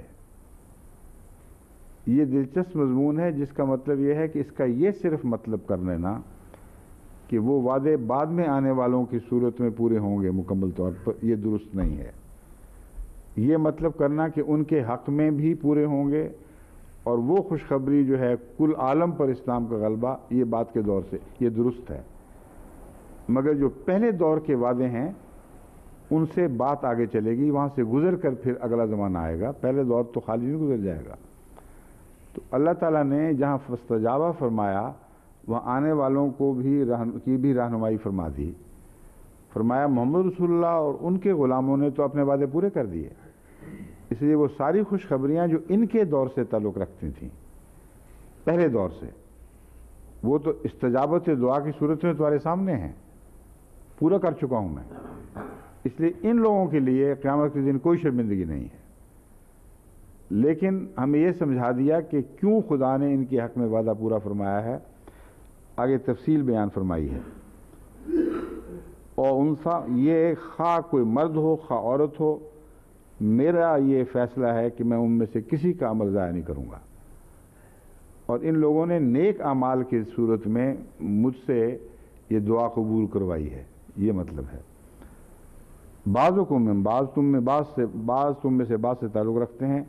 فالذین ہاجروا واخرجوا من دیارہم، بس وہ لوگ جنہوں نے ہجرت کی یا اپنے گھروں سے نکالے گئے. دیار وطن کو بھی کہتے ہیں، گھر کو بھی کہتے ہیں، کسی بستی کو بھی دیار کہہ سکتے ہیں. غریب الدیار کہتے ہیں جو بے وطن ہو چکا ہو. وَأُوذُوا فِي سَبِيلِي، اور میری راہ میں ان کو تکلیفیں دی گئیں. وقاتلوا وقتلوا، انہوں نے قتال کیا اللہ کی راہ میں، وقتلوا، اور وہ قتل بھی شہید بھی ہوئے۔ لَأُكَفِّرَنَّ عَنْهُمْ سَيِّئَاتِهِمْ، میں ان کی برائیاں ان سے دور کر دوں گا۔ وَلَأُدْخِلَنَّهُمْ جَنَّاتٍ تَجْرِي مِن تَحْتِهَا الْأَنْهَارُ، اور میں ان کو ضرور ان جنتوں میں داخل فرماؤں گا جن میں ان کے نیچے ان کے دامن میں نہریں بہتی ہیں۔ ثوابا من عند اللہ، یہ اللہ کی طرف سے ثواب ہے۔ واللہ عندہ حسن الثواب، اور اللہ کے پاس بہترین ثواب ہے۔ اس آیت کی تشریح سے، مزید تشریح سے پہلے میں آپ کو پھر حسب سابق پہلے ان لغت کی کتابوں کے حوالے دوں گا، پھر تفسیر کے کچھ حوالے پیش کروں گا کہ پہلے لوگوں نے کیا کہا ہے اس کے متعلق۔ عزاز شیع کہتے ہیں عملہ اہلکہ کضایعتہ، اس نے کسی چیز کو اپنی جاگیر کی طرح ضائع کر دیا۔ ما کان اللہ لیضیع ایمانکم اضاعوا الصلاۃ صلوها فی غیر وقتہا، یہ مختلف معنی انہوں نے کیے ہیں۔ مطلب ہے نماز ضائع کرنے کا مطلب ہے بے وقت نماز پڑھی جائے، اور آج کل یورپ میں اور مغربی دنیا میں خصوصیت سے یہ آیت توجہ کے لائق ہے، کیونکہ یہاں اوقات کے تقاضے ایسے ہیں کہ جن کے نتیجے میں خدا کے قائم کردہ اوقات کے تقاضے بعض دفعہ لوگ نظر انداز کر دیتے ہیں، دنیا کے تقاضے پورے کر دیتے ہیں اور خدا کے تقاضے چھوڑ دیتے ہیں۔ یہ نماز کو ضائع کرنے والی بات ہے۔ حضرت صلی اللہ علیہ وآلہ وسلم نے جو ویسٹفل اخراجات ہیں، فضول، ان کے لیے بھی اس کا لفظ استعمال فرمایا، اضاعہ فرمایا ہے اس کو، یعنی ایسے اخراجات جو نقصان دہ ہیں، ویسٹ ہیں، فضول خرچیاں ہیں، اللہ کے منشاء کے خلاف ہیں۔ ذات شیء کا معنی مفردات راغب نے کسی چیز کا ہلاک اور تلف ہونا دیا ہے۔ دیار کی بحث میں وہی مضمون ہے جو میں پہلے پیش کر چکا ہوں۔ کہتے ہیں دارا یدورو سے نکلا ہے لکثرت حرکات الناس فیہا، کہ دار اس جگہ کو کہتے ہیں جہاں زندگی مشغول دکھائی دے، یعنی سویلائزیشن کے نتیجے میں جب اکٹھے لوگ رہتے ہیں تو اعمال میں حرکت آتی ہے، تجارت ترقی کرتی ہے، میل جول بڑھتا ہے، تو دور سے ہے اصل میں، اور دور کہتے ہیں کسی چیز کے گھومنے کو اور حرکت میں آنے کو، تو اس سے لفظ ديار نکلا ہے۔ جہاں زندگی بہت متحرک دکھائی دے اس جگہ کو دار کہا جاتا ہے۔ یہ ابن جنی نے یہ کیا ہے۔ یہ جنی سے کیا مراد ہے؟ جن آج کل ایک جنی کا لفظ پاکستان میں بڑا پاپولر ہوا ہے، سپاہی صحابہ میں، پتہ ہے؟ وہ اس قسم کا لفظ تو نہیں ہے، اس لیے پوچھ رہا ہوں۔ جنی ہے جی، ہاں جنی ہے غالباً، جنی کو لکھا ہوا پھر جنی کو۔ وہ ایک مولوی صاحب ہیں سپاہی صحابہ کے لیڈر، ان کا سخت دل چاہتا تھا کہ ائمہ اہل بیت کو گالیاں دیں، کسی کو تو دیں۔ چنانچہ وہ کہتے ہیں میں نے بہت تحقیق کی، بڑا زور مارا، سمجھ نہیں آتی تھی کیسے دوں، لیکن اب ہاتھ آ گئی ہے بات۔ ان کا جو 12واں امام ہے شیعوں کا، اس کے متعلق یہ خود مانتے ہیں کہ اس کی ماں جننی تھی، اور جننی کے بیٹے کو گالیاں دینا ثواب کا کام ہے۔ اس قدر جاہلانہ باتیں ہیں کہ انسان کے بدن کے رونگٹے کھڑے ہو جاتے ہیں باتیں سن کے۔ اور یہ بات کر کے میرے پاس ٹیپ بھی موجود ہے، کسی ایم ڈی نے اس کی کیسٹ بھی بھیجی ہوئی ہے۔ اس قدر مغلظات بکی ہیں پھر اس امام کے اوپر، جس کے متعلق ایک فرضی کہانی، ایک جنی کے بیٹا ہو ہی نہیں سکتا ویسے بھی۔ وہ اپنا تصور جو جنوں کا ہے کہ جنی کا بچہ، اس کو تو پھر وہ کہو تم جو زبان پہ آتا ہے وہ گند بولو۔ تو میں اس لیے کہہ رہا تھا کہ یہ جنی کون سے مراد ہے یہاں کہیں، نعوذ باللہ من ذالک، وہ تصور تو نہیں کہ کوئی جنی کے پیدا ہوئے تھے۔ نکالیں اس کا کیا مطلب ہے، ہو سکتا وہ اعراب غلط ڈالے ہوں۔ یہ جنیون کوئی اور لفظ ہوگا کچھ. باہر یہ تو معمولی سی بات ہے، میں کل انشاءاللہ درس پہ آپ کو بتا دوں گا کہ یہ جن کیا ہے، مگر بات بڑی اچھی لکھتے ہیں یہ ماشاءاللہ. پھر تہذیب کلو موضع حل بہی قوم فہو دارہم، ہر وہ جگہ جہاں قوم کہیں اترتی ہے، پڑاؤ کرتی ہے، وہ بھی دار ہے. الدنیا دار الفنائے والآخرت دار البقائے و دار القرار. الدار البلد من المجاز الدار القبیلۃ. کہتے ہیں ویسے تو شہر ہی ہے عام طور پر، لیکن بعض دفعہ قبیلے کو بھی دار کہتے ہیں. دیار الدار المنزل اعتبارم بدوران الذی لہا بالحائط. مکان کو کہتے ہیں کیونکہ وہ چار دیواری سے گھرا ہوا ہوتا ہے، تو دور ہے نا گھومنے کا، تو اس کا احاطہ ہے. وقیل دارتن و جمعها دیارن، اسے دارتن بھی کہا جاتا ہے اور اس کی جمع ہے دیار. ثم تسمى البلدۃ دارن، اب یہ لفظ ہے کوئی وسط لکھا ہوا ہے دارن، کیوں جی؟ ستو ہی ہے، کچھ اور ہے. والقط یہ بھی دو نقطے بھی اچھا. وسط دارن و دنیا کما ہے دارن.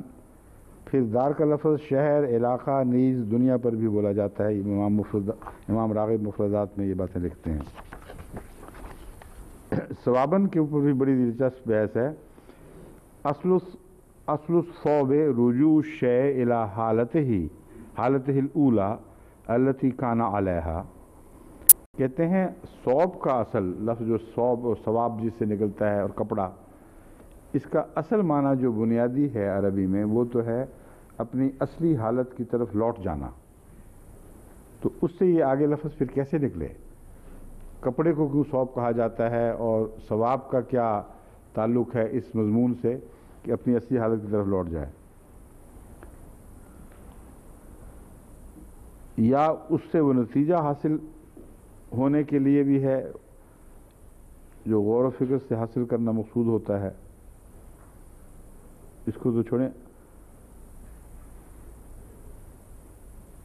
صاب فلان الی دارہ، کہتے ہیں صاب فلان الی دارہ، اپنے گھر لوٹ آیا.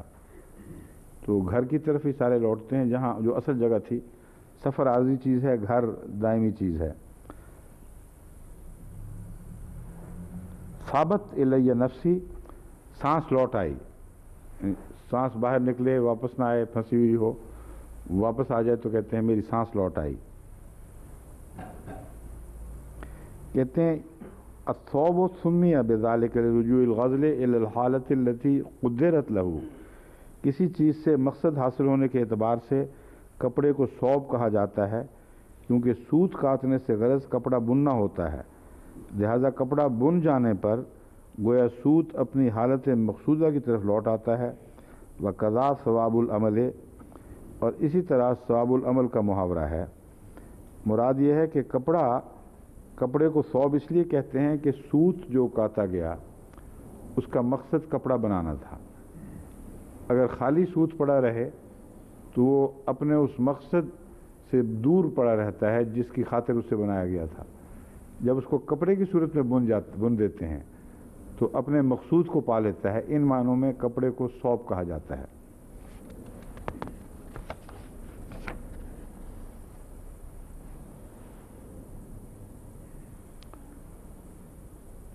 والثواب ما یرجع الی الانسان من جزاء اعمالہ فیسمی الجزاء ثوابا. ثواب اعمال کی جزا کی وجہ سے انسان کی طرف لوٹتا ہے، لہذا جزا کو ثواب کہا جاتا ہے. یہ ہے اصل جو اب نقطہ نکالا جا رہا ہے. ثواب اعمال کی جزا کی وجہ سے انسان کی طرف لوٹتا ہے، لہذا جزا کو ثواب کہا جاتا ہے. یعنی ہر وہ عمل جو انسان کرتا ہے اس کا ایک نتیجہ ہے جو اس سے الگ دور دکھائی دیتا ہے. اور اس کا نتیجہ اس کو ملنا چاہیے. مثلا آگ میں کوئی ہاتھ ڈالتا ہے تو ہاتھ جلانا چاہیے، جلنا چاہیے آگ میں.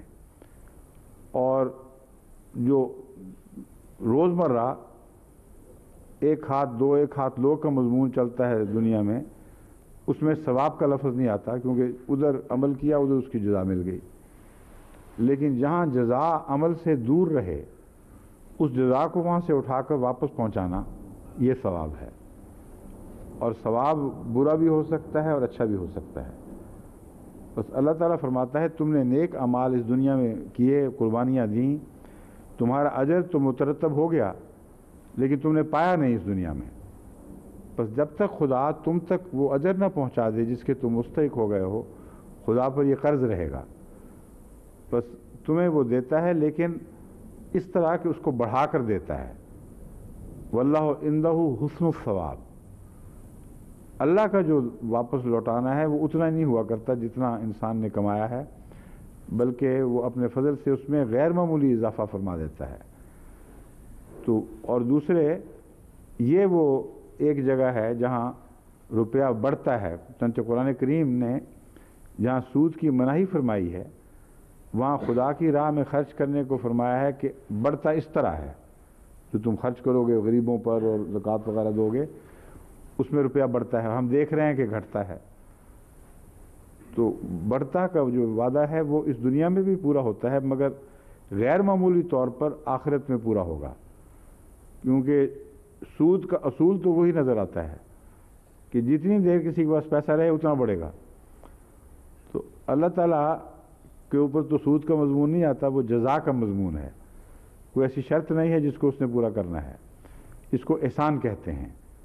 اپنی طرف سے کسی کے پیسے کو، کسی کے مال کو جو اس کی خاطر پیش کر دیا گیا ہو بڑھا دینا، یہ بظاہر لگتا ہے کہ وقت کے ساتھ بڑھ رہا ہے، اس طرح نہیں ہے. احسان ہے. وقت کے ساتھ بڑھنے کا کوئی مضمون نہیں ہے. چنانچہ اللہ تعالیٰ نیک اعمال میں بڑھانے کا ذکر کرتا ہے، بد اعمال میں کہتا ہے اتنا ہی دوں گا جتنا ہے. تو صاف پتہ چلا کہ وقت از خود نہ بڑھانے کی طاقت رکھتا ہے نہ گھٹانے کی طاقت رکھتا ہے. اللہ تعالیٰ ہی ہے جو جب عدل کے ساتھ سلوک کرتا ہے اور رحم کے ساتھ، تو جتنا کسی کا قصور ہے اس سے بڑھ کر اس کو سزا نہیں دیتا.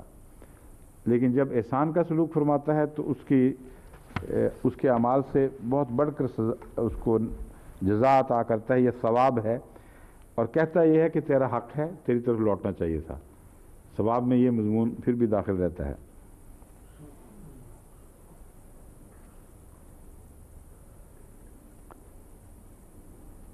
اس میں ہے بعضوں کو من بعض کی تشریح میں امام راغب لکھتے ہیں کہ ایک روایت یہ بھی ہے کہ عورتوں، ام سلمہ نے یہ سوال اٹھایا تھا کہ اجر میں، ثواب میں مردوں کا ذکر تو ملتا ہے، عورتوں کا کہیں نہیں ملتا. تو اس کے جواب میں اللہ تعالیٰ نے یہ آیت نازل فرمائی. اس سلسلے میں آپ کو پہلے بھی سمجھا چکا ہوں کہ نزول کے مضمون کو غیر معمولی طور پر اہمیت دے کر بہت سے مفسرین کی توجہ قرآن کریم کے دائمی مطالب سے پھیر دی گئی ہے. اور ایسی آیات جن کا تعلق ہمیشہ کے لیے ہے، ان کو لگتا ہے کہ وقتی طور پر سوال ہو گیا تھا، جواب مل گیا. حالانکہ یہ مضمون دائمی ہے، اور قرآن کریم میں اس کے علاوہ بھی عورتوں کے نیکی کا ذکر ملتا ہے اور ان کے سزا جزا کا ذکر ملتا ہے. یا صرف یہی ہے؟ مجھے تو اور بھی یاد ہے. ہاں کئی جگہ قانتات، ہاں کئی جگہ آتا ہے.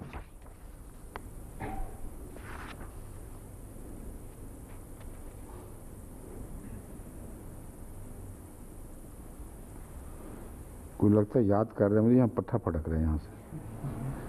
ہمارے محاورہ نہیں، ویسے نہیں میں کہہ رہا. کہتے ہیں اگر کوئی پٹھا پھٹکنے لگ جائے تو کوئی یاد کر رہا ہوتا ہے. لیکن یہ جو رمضان کے ہے نا اوقات کے استعمال، ان کے نتیجے میں بعض اصحاب تھوڑا سا بیقراری کا اظہار کرتے ہیں.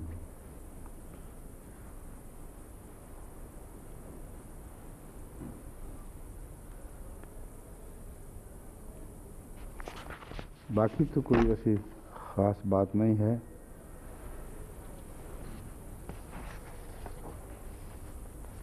یہ بات امام راضی نے بھی لکھی ہے، جو میں بھی سمجھانا چاہتا ہوں کہ یہ وہ اعمال ہیں جن کے ساتھ خدا کے وعدے کے پورا ہونے کی شرط لازم ہے دراصل۔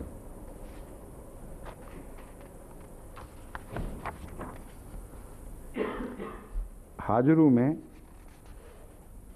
ایک دوسرے کو، ایک علاقے کو چھوڑ کر دوسری جگہ جانا، ایک عادت کو چھوڑ کر کسی اور عادت کی طرف جانا، یہ سب ہجرت کہلاتا ہے۔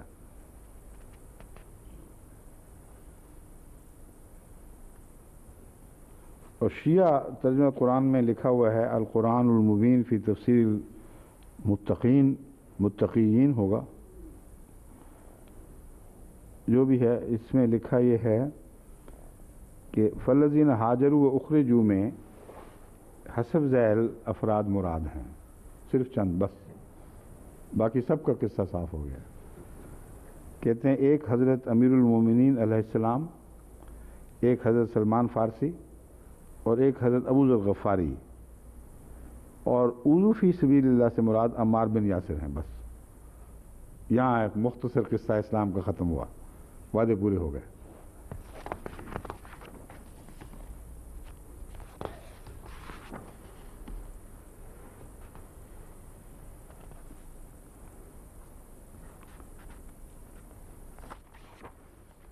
باقی وہ ضمنی معمولی وہی ترجمے ہیں، انہی کو دوسرے لفظوں میں بیان کر دیا ہے، کوئی خاص تفصیلی نقطہ نہیں۔ کشاف کیا کہتے ہیں کہ صاحب کشاف؟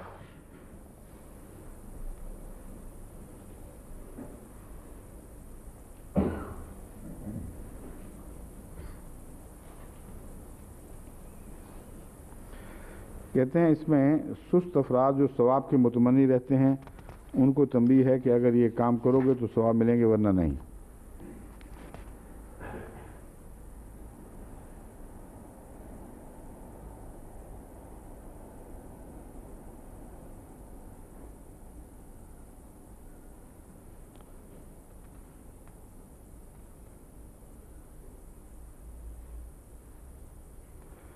یہ جو نقطہ ہے حضرت امام راضی کا، یہی ہے دراصل جو میں آپ کے سامنے رکھنا چاہتا تھا، اور حضرت امام راضی اس پر پہلے ہی روشنی ڈال چکے ہیں۔ وہ ہے لَأُكَفِّرَنَّ عَنْهُمْ سَيِّئَاتِهِمْ، یہ یاد دلا رہا ہے اس دعا کو جو پہلے گزر چکی ہے، فَاغْفِرْ لَنَا ذُنُوبَنَا وَكَفِّرْ عَنَّا سَيِّئَاتِنَا۔ تو یہ بہت ہی اہم نقطہ ہے جس کو سمجھنا ضروری ہے، میں دوبارہ واپس آ کر اس بات کو کھول کے پیش کروں گا۔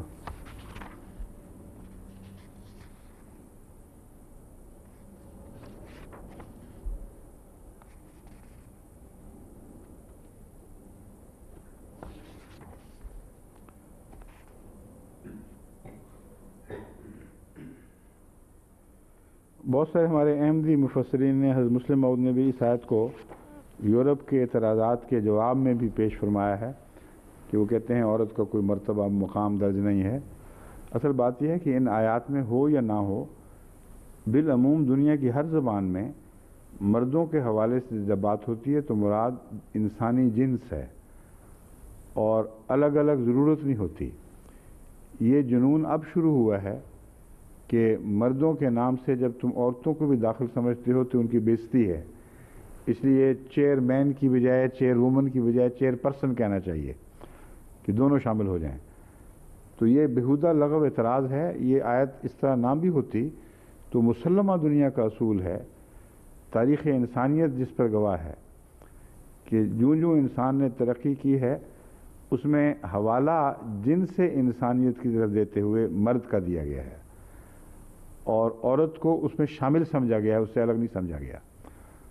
تو قرآن کریم نے کھول بھی دیا، کیونکہ صرف اس لیے نہیں کہ حضرت سلمہ نے، ام سلمہ نے سوال اٹھایا تھا، بلکہ آئندہ لوگوں نے چونکہ ایسی گفتگو کرنی تھی، اس لیے قرآن کریم نے یہیں اس مضمون کو کھول دیا۔ یہ جارج سیل بھی ام سلمہ کی روایت بیان کرتا ہے، یہ اس لیے تھا۔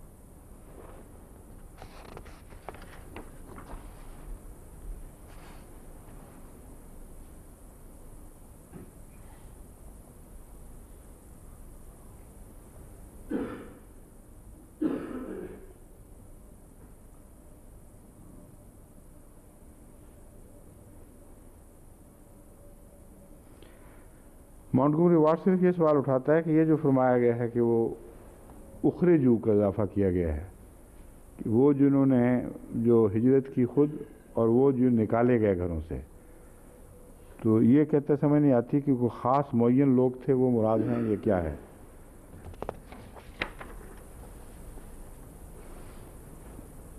سب سے پہلے تو ہجرت کرنے والوں کو ذکر ہے، اس میں نکالے گئے کا نہیں، مگر اس میں مفہوم نکالے گئے کا دراصل پس منظر میں شامل ہوتا ہے۔ حضرت صلی اللہ علیہ وآلہ وسلم کو مکے سے نکالا ہی نہیں گیا، بلکہ روک کر قتل کرنے کے ارادے سے گھیرا ڈالا گیا تھا۔ تو سب سے پہلا ذکر تو رسول اللہ علیہ وسلم کا ہونا چاہیے تھا، اور وہ آپ کے ساتھی جو از خود نکلے ہیں مگر ان کے لیے رہنا محال کر دیا گیا تھا، اور پھر وہ جن کو واقعتاً لوٹ کر نکال دیا گیا، ایسے بھی لوگ تھے۔ کچھ ایسے تھے جن کے نکالنے کا معنی صرف یہ ہے، یہ اس لیے یہ مونٹگومری واٹ کچھ تھوڑا سا متردد ہے کہ یہ تو پتہ چلتا ہے کہ ان کو لوٹا گیا، ان کو مارا گیا، سزائیں دی گئیں، مگر دھکے دے کر نکالا گیا کا مضمون شاید قطعی طور پر معین آدمیوں کے متعلق کہیں مل جائے تو الگ بات ہے، عموم نہیں ہے۔ مگر اخرجو من دیارہم، اس کے پہلے کی تشریح بھی ہو سکتی ہے کہ جب ہم کہتے ہیں کہ وہ لوگ جنہوں نے ہاجروا فی سبیل اللہ ہے، جنہوں نے ہجرت کی، وہ اخرجوا من دیارہم، دراصل ہجرت کی وجہ ہے کہ کیوں ہجرت کی؟ اس لیے کہ وہ اپنے گھروں میں رہ نہیں سکتے تھے، ان کے لیے گھروں میں رہنا ناممکن بنا دیا گیا تھا۔ سورہ الحج میں اس مضمون کو اللہ تعالیٰ یوں بیان فرماتا ہے، یہاں قاتلوا و قتلوا بھی آتا ہے، انہوں نے قتال کیا، تو اس سے شبہ یہ پڑتا ہے کہ گویا انہوں نے قتال میں پہل کی تھی، مگر سورہ حج کی آیت اس مضمون کو بالکل کھول دیتی ہے۔ اذن للذین یقاتلون بانہم ظلموا، ان لوگوں کو قتال کی اجازت ہے جن سے پہلے قتال شروع کیا جا چکا ہے، یعنی اس میں اسی مضمون کو مزید وضاحت سے بیان فرمایا ہے کہ یہ نے جو قاتلہ کا کام کیا ہے اپنی طرف سے نہیں کیا تھا، بلکہ پہلے ان کے خلاف قتال ہوا ہے، پھر جب جوابی کارروائی کی ہے تو اس میں شہید ہوئے ہیں کچھ۔ وَإِنَّ اللَّهَ عَلَىٰ نَصْرِهِمْ لَقَدِيرٌ، اور اللہ ان پہ مدد کا پر قادر ہے پوری طرح۔ پھر فرماتا ہے الذین اخرجوا من دیارہم، یہاں خرجو کا کوئی مضمون نہیں ہے، تو اخرجو ہی ہے دراصل، تو وہاں اس کا معنی ہم یوں لیں گے کہ وہ لوگ جنہوں نے ہجرت کی یا اپنے گھروں سے نکالے گئے نہیں، بلکہ یہ وہ لوگ ہیں جن کو دراصل ہجرت پر مجبور کر دیا گیا تھا، ان کو گھروں سے ان معنوں میں نکالا گیا کہ ان کے لیے وہاں رہنا ناممکن بنا دیا گیا۔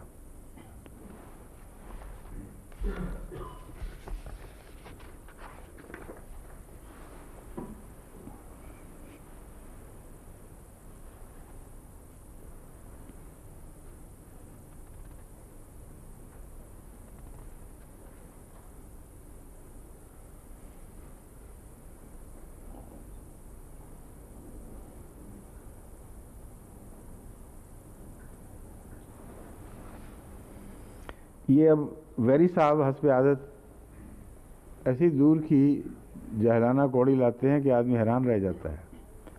کہتے ہیں جو جنت کا ذکر ہے نا کہ جنت میں جائیں گے، کہ دیکھو یہ رسول اللہ صلی اللہ علیہ وسلم کے دماغ کی پیداوار ہے، وہ ایسے انہوں نے دیکھا ہوا ہے وہاں عرب میں کہ صحرا کے اندر کچھ کھجور کے درخت لگے ہوئے ہیں اور اس کی تفصیل بیان کرتے ہیں، دراصل وہاں پانی بھی ملتا ہے، فوارے بھی ملتے ہیں۔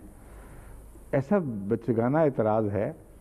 اور چیز میں یہ کیوں نہیں کہا کہ شہد کی نہریں بھی بہہ رہی ہوتی ہیں وہاں ہر قسم کے پرندے اور ان کے پھل ملتے ہیں، جو چاہے وہاں ہاتھ آ جاتا ہے۔ تو جو قرآن کریم نے جنت کے نقشے کھینچے ہیں ان کا اویسس پر اطلاق ہو ہی نہیں سکتا۔ پانی بھی بہتا ہے، شراب بھی بہتی ہے، اور شہد بھی بہتا ہے، دودھ بھی بہتا ہے، یعنی شراب سے مراد پانی اگر لے لیں تو دودھ بھی بہتا ہے۔ تو یہ اویسس ویری صاحب نے کہاں دیکھا تھا جہاں دودھ بہہ رہا ہے، شہد بہہ رہے ہیں اور ہر قسم کے پرندے مہیا، اور مما یشتہون، اویسس میں جا کر جو خواہش کرو ضرور پوری ہو جاتی ہے۔ تو محض ایک جاہلانہ باتیں ہیں، یہ دراصل انسان کا جو تصور ہے ایک اعلیٰ زندگی کا، صرف وہ بیان نہیں فرمایا بلکہ اس میں گہری حکمتیں ہیں. ورنہ یہ تو کوئی اعلیٰ زندگی نہیں ہے کہ شہد کی نہریں بہہ رہی ہوں، شہد پی پی کے اور دودھ پی پی کے مصیبت پڑ جائے. وہ ان کی صفات حسنہ کی طرف اشارہ ہے. شراب کا ذکر ہے تو فرمایا ایسی شراب جو بہکائے گی نہیں. تو اگر شراب سے نشہ نہیں چڑھنا تو شراب کیسی؟ دودھ جو بسے گا نہیں، صاف پتہ ہے کہ دنیا کا دودھ مراد ہی نہیں ہے. تو یہ جو تصور ہے محض عیش و عشرت کی زندگی کا تصور نہیں، اس میں بہت گہرے پیغامات ہیں کہ جنت کن مضامین پر مشتمل ہوگی. وہاں تک تو ان بیچاروں کی نظر نہیں جاتی، اور جہاں تک جاتی ہے اس سے آگے بڑھا بھی لیتے ہیں کچھ دیر داستان کے لیے، یا کچھ کم کر لیتے ہیں. صرف اعتراض کی نیت ہے اور کوئی مقصد نہیں.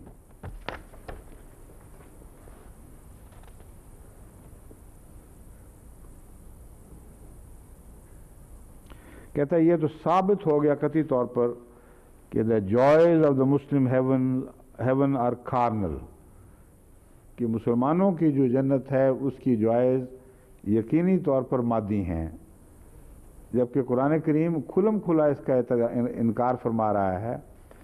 کہتے کسی آنکھ نے نہیں دیکھا، وہ تصور بھی نہیں تم باندھ سکتے وہ کیا چیز ہے. اور زندگی جس صورت میں ہم تمہاری زندگی اٹھائیں گے کوئی شخص نہیں جانتا کہ کس شکل میں وہ اٹھایا جائے گا. تو ان واضح بیانات کے باوجود کسی کا یہ اصرار کرنا، اس کو کیا کہہ سکتے ہیں آپ؟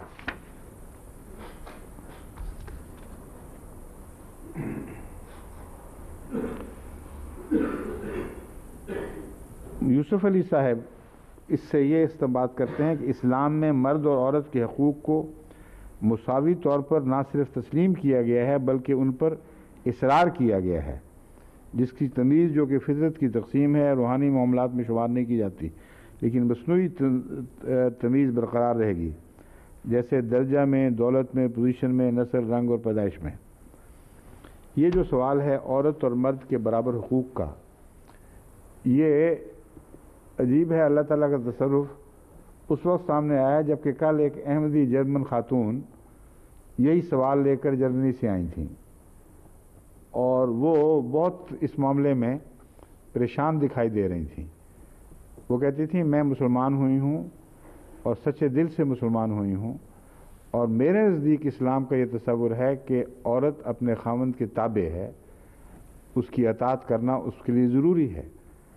لیکن ہمارے علاقے میں ایک صدر صاحب ہیں جن کو خیال ہے کہ وہ علم دین اچھی طرح جانتے ہیں، اور مربی صاحب ان کی حمایت کر رہے ہیں، اور وہ یہ اعلان کر رہے ہیں بار بار کھلا کھلا کہ ہرگز نہیں، بالکل برابر ہیں دونوں. اس لیے مرد اور عورت کے یعنی خانہ داری کے امور میں، گھروں کے معاملات میں یا دیگر ازدواجی تعلقات میں دونوں ایک دوسرے پر برابر حق رکھتے ہیں. وہ کہتے ہیں یہ تو اینرکی پیدا کر دے گی بات. یہ تو یورپ میں بجائے اس کے کہ گھروں کو آپ جنت عطا کریں، یہ نظام کو درم برم کر دے گی. پہلے یورپ اس مصیبت میں مبتلا ہے تو ان کو روکو. اب میں سوچ رہا تھا کہ جرمنی کی جماعت کو لکھوں کہ وہ سمجھائیں، اور یہ اس قسم کی باتیں جائز نہیں ہیں. ایک اگر پریزیڈنٹ صاحب علم ہو بھی تو جو ایسے مسائل ہیں جن کا ساری دنیا کی جماعت سے تعلق ہے، ان پر اس کو گفتگو کا اس طرح حق نہیں ہے کہ وہ کہے کہ یہی درست ہے جو میں فیصلہ دے رہا ہوں. یہ رعونت ہے، یہ علم نہیں ہے.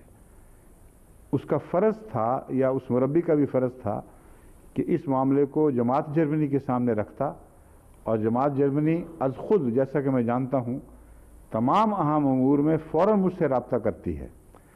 پھر میں بعض دفعہ علماء کی کمیٹی بٹھا دیتا ہوں. بعض ایسے امور ہیں جن میں ضرورت پڑتی ہے، افتاء سے تعلق والے ہوں یا دوسرے. بعض دفعہ میں خود قطعی طور پر جواب دیتا ہوں کہ نہیں، مسلک یہ ہے. تو اس بجائے یہ رویہ اختیار کرنے ایک چھوٹی سی جگہ ایک فتنہ سا بن گیا. اب اللہ تعالیٰ نے آج ہی یہ سامنے آیت کھڑی، اس وقت مجھے خیال نہیں آیا تھا. جب یوسف علی کا یہ میں نے نوٹ دیکھا تو میں حیران. یہ نوٹ جو ہے اکثر میں پہلے دیکھ نہیں سکتا، وقت نہیں ملتا، اسی لیے بعض توجہ کرنی پڑتی ہے، زیر ہے کہ زبر ہے.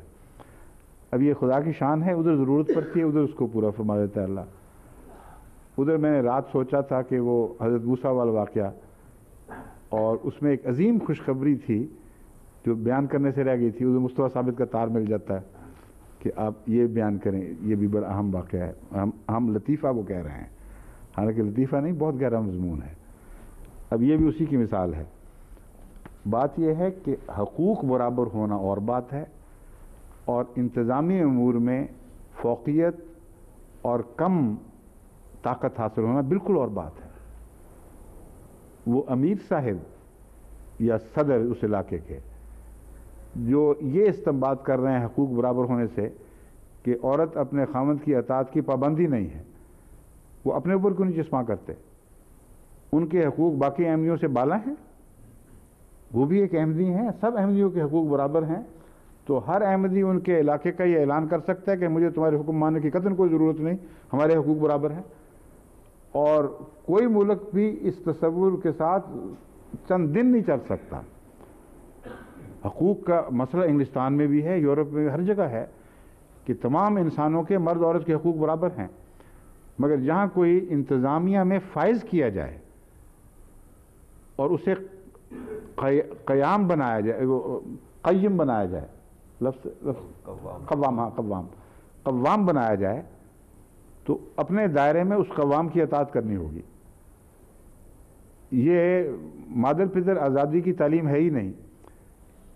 اس لیے یہ اچھی طرح ذہن نشین کر لیں کہ ازدواجی معاملات میں جو گھر کے ماحول میں ہیں، وہاں اللہ تعالیٰ نے بما فضلہ کے ذریعے یہ اعلان فرمایا ہے کہ بعض وجوہات کی بنا پر اللہ نے مرد کو ایک فوقیت عطا فرمائی ہے، اور دنیا کا کوئی کاروبار بھی نہیں چل سکتا ہی نہیں جب تک انتظامی فیصلوں کا ایک مرکز نہ ہو. اگر منتشر مراکز ہوں تو درہم برہم نظام درہم برہم ہو جاتا ہے. بس مراد یہ ہے کہ اس معاملے میں جہاں تک حقوق کا معاملہ ہے، تمہارے مردوں کے حقوق برابر ہیں، مردوں کے بھی آپس میں برابر ہیں، اور اس کے باوجود کسی کے سپرد بعض امور کیے جاتے ہیں، وہ صاحب امر بنایا جاتا ہے. کسی کی کسی کے سپرد فیصلے نہیں، بلکہ یہ ہے کہ ان معاملات میں اطاعت کرو. تو روزمرہ کی گھریلو زندگی میں ہر عورت کا فرض ہے کہ اپنے خاوند کی اطاعت کرے اور تعاون کرے، اور وہ کما کر لانا اس کی ذمہ داری ہے. وہ محنت کرتا ہے، کوشش کرتا ہے، لیکن جب فیصلے ہوتے ہیں تو آخری فیصلہ گھریلو معاملات میں یا عائلی معاملات میں اس کا ہوگا، سوائے اس کے کہ اس کا فیصلہ شریعت کے خلاف ہو. وہ جو دوسری آیت ہے وہ اس مضمون پر بھی حاوی ہے کہ اطیعوا اللہ و اطیعوا الرسول و اولی الامر منکم فإن تنازعتم فی شیء فردوہ الی اللہ. فا ہے یا وا ہے؟ وَإِن تَنَازَعْتُمْ ہے نا، غالباً دیکھ لو پھر بھی. وَإِن تَنَازَعْتُمْ فِي شَيْءٍ فَرُدُّوهُ إِلَى اللَّهِ وَرَسُولِهِ. اگر تم اختلاف کرو کسی معاملہ میں تو پھر اللہ اور رسول کے فیصلوں سے باہر نکل کر کوئی کام نہیں کرنا. اس وجہ سے کہ میں نے صاحب امر کی اطاعت کرنی ہے، خدا کے حکم کو چھوڑ دوں، اس کی اجازت نہیں ہے. تو یہ معاملہ ہے. مثلا ایک مرد اصرار کرتا ہے کہ تم بے حیائی کرو، مکس پارٹیوں میں جاؤ، خلاف اسلام حرکتیں کرو، تو یہ آیت وہاں عورت کو اجازت دیتی ہے کہ تم نے یہ بات نہیں ماننی. باغیانہ رویہ اختیار نہ کرو، زیادہ غصے سے کلام نہ کرو، مگر اپنی بات میں قائم رہو کہ یہ دین کا معاملہ ہے، یہ میرا فیصلہ خدا اور رسول کریں گے. روزمرہ کی زندگی میں تم سے تعاون کرتی ہوں. تیسری بات اس میں زیر نظر یہ رکھنی چاہیے کہ اعلیٰ انتظام کا یہ ایک لازمی اصول ہے کہ اس میں تحکم کو کم سے کم موقع دیا جائے، اور اس طرح نظام کو چلایا جائے کہ جس پر کوئی فیصلہ عائد کیا جاتا ہے اس کو محسوس ہی نہ ہونے دیا جائے کہ کوئی حکم ہے. اور میرا ساری زندگی کا انتظامی تجربے کا نچوڑ یہ ہے کہ اگر آپ ایسا رویہ اختیار کریں تو آپ کو حکم دینے کی ضرورت ہی کبھی نہیں پیش آتی. اس لیے مردوں کو میرا یہ پیغام ہے، اللہ نے ان کو جب قوام بنایا ہے تو یہ نہیں فرمایا کہ بے عقلی سے قوامی کے فرائض ادا کرو. اگر تم عورتوں کا وہ خیال رکھو جو قرآن کریم بیان فرماتا ہے اگر آن حضرت صلی اللہ علیہ وآلہ وسلم کے اسوہ کے پیش نظر عورتوں سے وہ حسن سلوک سلوک کرو جو رسول اللہ علیہ وسلم روزمرہ کی زندگی میں اپنے بیویوں سے فرماتے تھے. آپ قوام تھے کہ نہیں؟ ڈنڈے سے قوام نہیں بنے، بلکہ غیر معمولی پیار اور محبت اور حکمت سے ایک ایسا مرتبہ حاصل کر لیا تھا کہ بیویوں کے تصور میں بھی نہیں آ سکتا تھا کہ رسول اللہ علیہ وسلم کے آگے کھڑے ہو کر نشوز کریں کسی طرح. تو تحکم کے بغیر بعض دفعہ ہلکی سی طبیعت پر ایک رنجش آتی تھی تو چہرے پر ہلکی سی میل آئی ہے، آنکھوں میں ایک اجنبیت آئی ہے، اسی کو بیویاں محسوس کرتی تھیں اور بہت بڑی سزا تھی ان کے لیے.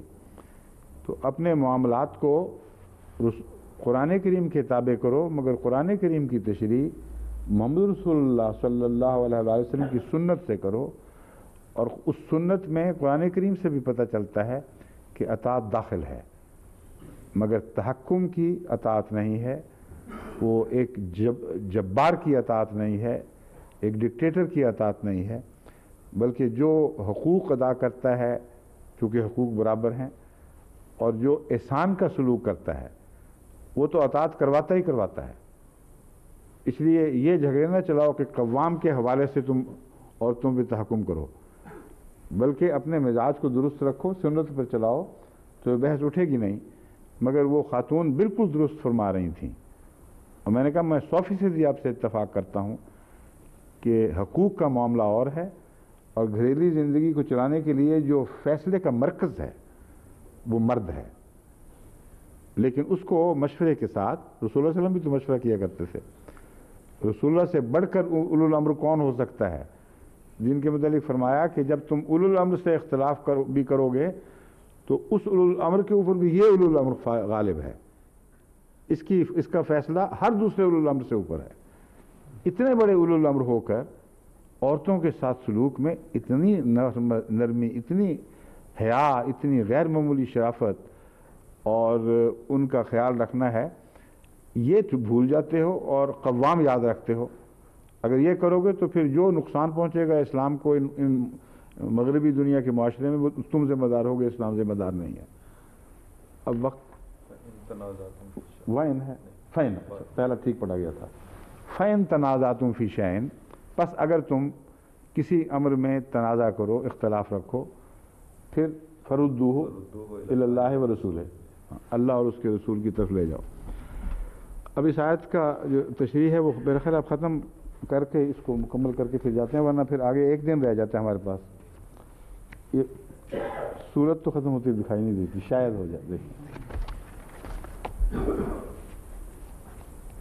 فَاسْتَجَابَ لَهُمْ رَبُّهُمْ أَنِّي لَا أُضِيعُ عَمَلَ عَامِلٍ مِّنكُم مِّن ذَكَرٍ أَوْ أُنثَىٰ، اللہ نے ان کی دعا قبول فرما لی.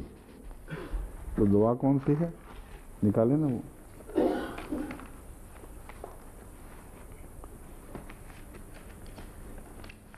یاد تو ہے، میں ویسے پڑھ دیتا ہوں. چلیں، اِنَّنَا سَمِعْنَا مُنَادِيًا يُنَادِي لِلْإِيمَانِ أَنْ آمِنُوا بِرَبِّكُمْ فَآمَنَّا رَبَّنَا فَاغْفِرْ لَنَا ذُنُوبَنَا وَكَفِّرْ عَنَّا سَيِّئَاتِنَا وَتَوَفَّنَا مَعَ الْأَبْرَارِ. اس میں دو پہلو ہیں قبولیت کے. ایک وہ جو گزشتہ گناہ تھے ان کو بخش دے. فرمایا وہ تو بخشش ہوئی، نئی سلیٹ شروع کر دی، تو نے بیعت کی، توبہ ہو گئی، بات ختم ہوئی. لیکن تم جو یہ توقع رکھتے ہو کہ تمہاری برائیاں مٹائی جائیں، وہ برائیاں مٹانے کا فلسفہ یہ ہے کہ ابتلا کی چکیوں میں سے گزرنا پڑتا ہے. اس کے بغیر جو گہرے داغ ہیں کمزوریوں کے یا ٹیڑھی سوچوں کے، وہ صاف نہیں ہوا کرتے.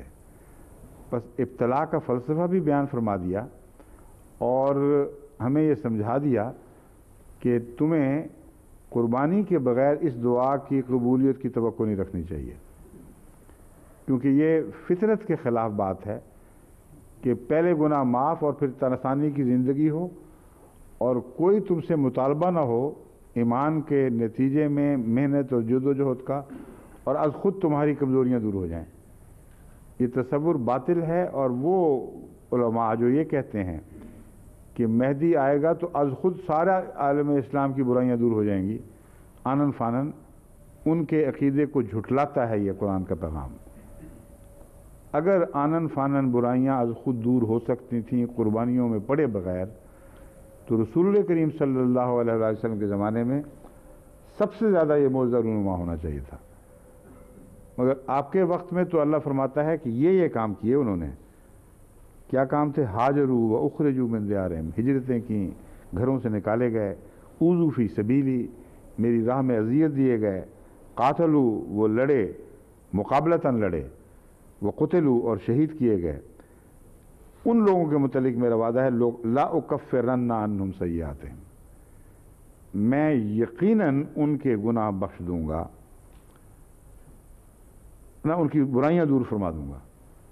حضرت امام راضی نے جو بات کی ہے اس میں اور اس میں یہ فرق ہے صرف جو میں بات کر رہا ہوں، کہ انہوں نے ذنوب کو بھی اس شرط کے ساتھ شامل کر لیا تھا، حالانکہ قرآن کریم نے ذنوب والے حصے کے ساتھ کوئی شرط بیان نہیں فرمائی۔ ربنا فاغفر لنا ذنوبنا جو حصہ ہے پہلا، وہ ایمان کے تقاضے کے طور پر از خود ہو جاتا ہے۔ جو سچے دل سے ایمان لے آئے اس کو گزشتہ گناہوں کی فکر نہیں رہتی۔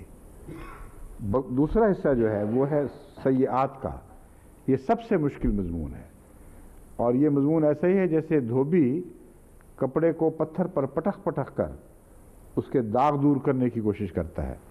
کئی قسم کے ڈٹرجنٹ ایجاد ہوتے ہیں اور ٹیلی ویژن پہ آپ کو دکھائے جاتے ہیں کہ یہ بایو ڈٹرجنٹ ہے، یہ کیمیکل ڈٹرجنٹ ہے، یہ دیکھو یہ داغ اس طرح دور کیا ہے اس نے، لیکن مشین میں گھومنا پڑتا ہے۔ تو ایک سائنٹیفک نظام ہے جو دنیا میں بھی ہے اور روحانی امور میں بھی ہے۔ اللہ فرماتا ہے یہ وعدہ میں ضرور پورا کروں گا، مگر شرط یہ ہے کہ تم ان قربانیوں میں بڑھ چڑھ کر حصہ لو جو قوموں کی اصلاح کے لیے ضروری ہیں۔ بس وہ دور جو دکھوں اور مصیبتوں کا دور ہے، اس کی سب سے بڑی خوشخبری جو پہلی جزا ہمیں اسی وقت مل جاتی ہے، وہ یہ ہے کہ اس کے نتیجے میں اصلاح احوال ہوتی ہے۔